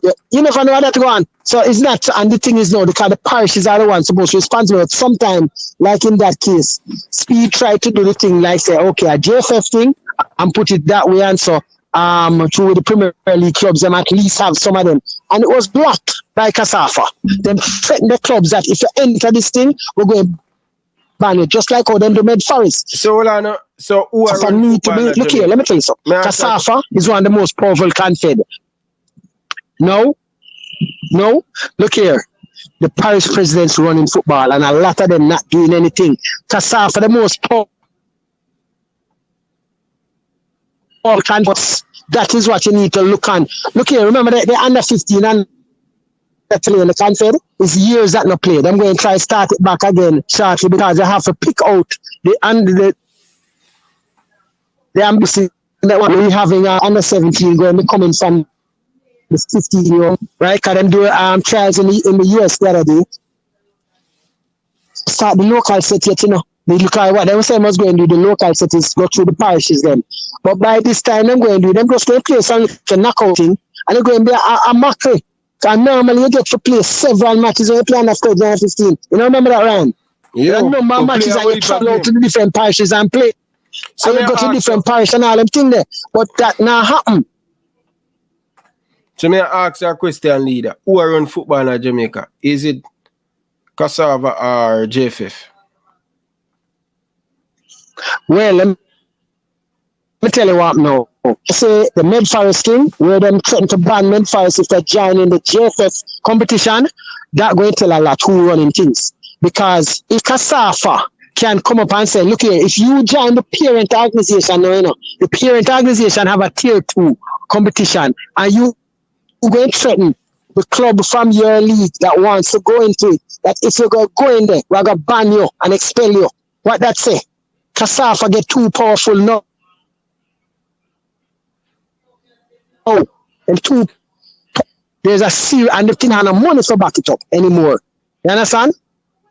Because I don't know if you know, Ryan, you see from them coming to tier 2, there's no more Champions League there now. So what happened now is that the tier 2 is the official second thing. The Premier League, then the tier 2, then after that now is you have all the clubs, them is literally major league clubs now, because they are the third string now. Normally, Casafa was the second, and they want to try to that position because when they go into sponsors going to want to go to at least the second one. So everybody can go Premier League. So them going to say, well, and them trying them best to fight with JFF. For reasons that we don't know, because they are trying. And look here. Say, look here now. Say you want to go to the supermarket, right? And you want to buy $1,000 worth of goods. And the government of Canada tell you, say, look here now, Ryan, you can't go and go spend $1,000 because you can't afford it. And you know, say, right, but me have the moment you may tell me you can't afford it. That is literally what happening. Casafa is saying that Med Forest must not enter because they don't feel that Med Forest can afford it. And that's the reason. Them and Med Forest looking about their own sponsorship. I don't if you understand where the problem is. That is a program you need to go into and shake up because it's a big thing. Seriously big. Because right now, Casafa, and then now when you pass Casafa, all the other parishes, what are they doing to start back their youth leagues? They are going to have to be playing in a... Huh? More you get me the number for Casafa president? No. I don't even know the number. I can't tell you that. No. Out of them things a long time, I don't even know. I can probably get it fire still. But I know them people are going to come on here, you know. I tell you the truth. I doubt them going to come on here. I can give you the number for... Listen, let me tell you what I'll do. I give you the number for the members. I will send it back to you and he will be able to give you the number. Because I think he would be, at this stage, willing to come publicly and make people know the type of pressure that he's being put under by Casafa, right? Because they have an issue. They feel that they must be running basically the whole thing. You understand? Okay, it go down to voting rights, everything. You're right now, it depressed. You see? Right now. Casafa want 2 votes when everybody else have 1. JFF now did them job properly. What should JFF do? Sanction Casafa and just disband it and make them have new elections? If I was a JFF president, that's what I would do. I would have basically step in because they have that power as far as I know to step in, disband it and reform and come again because they're having a and they are not admitting it because last year they could not run it because it's a money problem. I heard but I said no, I hear them going to run it. And as the time goes, them say, oh, it reached too late. This year, they said they must go and start back with under 20. I remember I saw the thing news release when the new president, they make some nice statements that sound good. And them say certain things going to start at X. But if you, come on. What I know is that there's going to be a Premier League or a Tier 2, a national under-17 competition coming up that's going to play between the Premier Leagues and the Tier 2 clubs. And I won't be surprised if when that happens, Casafa try to go sanction them clubs again and say don't enter that because we're going to have whatever. I'm sure. I just hope JFF need to be more strong and stop playing nice guy and so. JFF not care, brother. Yeah, because most time when it comes to youth competition, a certain thing where for me, I don't think them put out that effort that they should, because mistakes, a lot of mistakes were made in the under 17 the other day. As I say, I'm not going to discuss that on here, right? A lot of mistakes, and the certain mistakes were made. We're reaping it now because it's that Lovelace. Boy, I feel that one to my heart, man. But I never go more into that. But there's so many things that go. I don't know about that. Anyway, that's it for me for today then, right, Ryan? We can talk tomorrow after the thing. We're going to be watching that thing at Kingston Jerk. Tomorrow, play some dominoes and watch a match. Yeah. One thing more I tell you, brother. You've been in a football a long time. You are on football right across the country. Me are on football a long time. We know the right thing. We know what need to be done to get the youth them to start the challenge. And me I tell you, nothing now go on a Jamaican football, brother. And me tell you already say, JFF only care about the senior team, which is not bad, but just come out and tell Jamaican public, say, hey, we just care about the senior team. That's all I have to say. People will be, at least people will say, okay, they're honest. They care about the senior team because, no, I say to Mr. Chung and him say, no, him not comment on that. Just say it and done. Him not comment on that, but it's a fact, it's a fact. Listen now, I know it's a fact, right? I know if it's a fact because trust me, it's too much time I see certain things happen. And when I ask us, hold on, we're not interested in doing well then, you know, because especially when all you talk about, when them usually have this so-called local, what you call it, quota rule. Yeah. And that make me was when them had the local club quota rule. And that one did not me. I mean, nah, forget the day when I heard it. I heard it unofficially and then I see it with my own eyes. You understand? I mean, nah, believe that. But it is so. You understand? And I won't bother say the person in charge who say, boy, you know more than one team have more than X amount of players in the national youth teams anymore because a player from X or Y, you know, it might not be as good as the one them from that club there, but it might develop if you get. Mr. Norman, you can't tell me that. So when I go there and I have 7 or 8 of the best players that I handpick and I have them there, you're going to tell me so only 4 of my players them can compete? And so even though the other 4 might be better than some of the others? No, man, that is when I start getting myself involved in a certain thing. Because I will do it for the coach, because most of me of them can't good, but certain people in there, not after that statement, I can't say, oh, man, that's why Westmoreland now get there. Westmoreland are one of the worst parts about them. That's all I say. You can pick up from that what you have to pick up. Westmoreland are one of the worst parish them. You can try to pick up from that. That's all I want to say. Anyway, don't say anything more, Ryan. I am gone. Look more. All right, sir. On.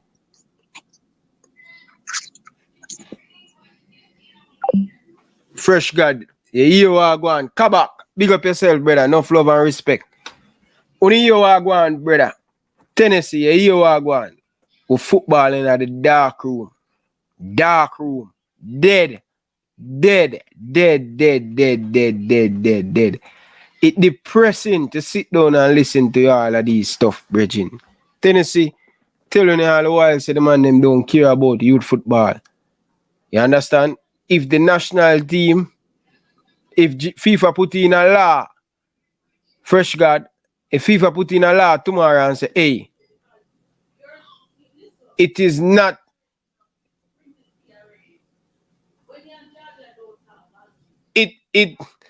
if FIFA put in this rule, Fresh God, and say it not guaranteed, it's not something that you have to have. You team, the JFF will take themselves. Them that disband all of the team them already.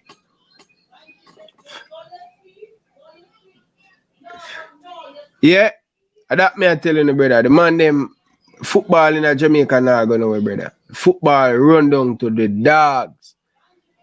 And when me start talking and talk about them things, man of them feelings, and I say, yo, oh, me I make up story, forget views and all of them things there. The man them not care about football, Bridging. The man them care about them pocket. Look for 4 years. We do have under 20, under 17, under 15. Come on, football I go back with you, man. Dead. Dead. Football dead in Jamaica. And you hear people are talking about the Manning Cup. Good God, man. Give the Manning Cup credit, man.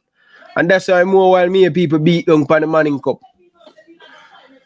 Can't beat it down, because guess what? Them are the only organization right now. They are not the greatest, but they are the only organization who are run sporting champs, football, cricket, basketball, where it at least have a time where it's going to start.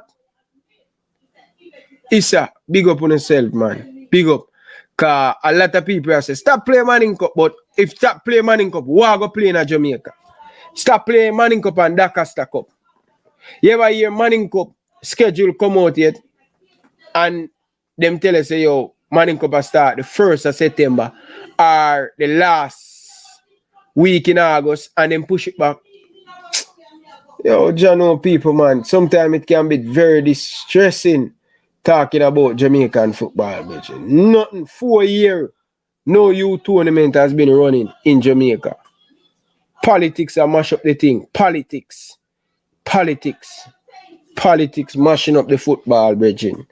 I have to get them people out. And I have no confidence the voting change, see them whole thing, car. The man them start run brown envelope already. Yep. Brown envelope start run already. Brown envelope. 2 weeks ago, one parish president gets 663,000. Money start run already. That's how the man them care about the football, brother. Get a look of belly full and that's it. Them good, them all right. Everything done. Care about nobody. Once for them youth I get, them all right, them good. None. May I tell you this. No under 15, no under 17, no under 20. The man them stop under 21. The last set of under 21 playing at Jamaica. That's the last time I play. Play under 21 for Boyz Town. Play under 20 for Arnett. Play under 15 for Boyz Town. Play under 13 for Boyz Town. Play under 17 for Boyz Town. Every level I play at Boyz Town. Every single level. Shaman Nicholson play. Shaman Nicholson not even play under 21. The man them mash up the football, brother. The man them mash up the football, Virgin. And this pretty eye about this are going in a Jamaica. Nothing are going, people. They make them chicken. No. Things are going, yes, for them pocket. You understand? Channel star, brother. You see it. Big up on yourself, people. Enough love and respect. Really do appreciate all of you guys down in the comment section. Brains, big up on yourself, brother. Enough love and respect. Doc, big up on yourself. Fresh God, big up on yourself. Really, really appreciate all of you guys down in the comment section. Without you guys, nothing is possible. You get to me and say, yeah, man, people. Big up on yourself, people. Enough love and respect, man. Tomorrow, we'll be back. Hopefully, I can come do a watch along for the Canada QSL game. That should be an exciting game. Or I'm probably lay down in my bed and watch Canada on the TV. You get to me and say, yeah, man, people. Not Charlie people. We're old people. Out here.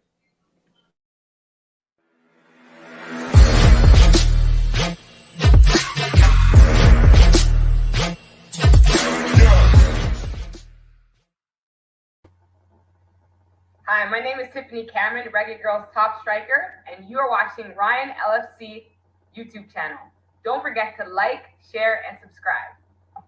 Yo, brother, this a go on for the last 5 years, for the last 10 years. I would put it for the last 10 years. Jamaican football crash.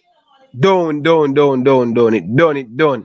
This has been going on for years, but it gets worse and worse and worse and worse and worse and worse and worse and worse and worse. It has been going on for years, but it gets worse. Cassava can't even put on a tournament. Cassava can't even find sponsor. Yo, people, man, it done, man. It done. Football mash up in Jamaica. Until we get out them old dinosaur there, nothing will be changed. That may I tell you now. Big up on yourself, people. Nothing about love and respect. Heart of love. Appreciate it. Alright. Reggae Boyz fans, don't forget to check out the merchandise. Follow the movements. Support the movements. Purchase the merchandise. Reggae Boyz Nation. We have the hat. We have the cups. Check it out. We have a lot of different merchandise in the store. Show your boy Ryan LFC some love and support. Buy the merchandise. Let me know. What do you guys think about the merchandise? Would you guys purchase one of the merchandise? I would really appreciate it. It help the channel, bro. And it help the channel put back some money in the channel to buy equipment. So I appreciate it. Thank you guys. Peace. Oh, and there's them here. This is Boom Boom, aka World Boom, the Billboard selector. And me I represent for Ryan LFC. To get the latest Reggae Boyz content, just hit that like and subscribe button. And the Operation Ball Game, I say, knock it, Ryan.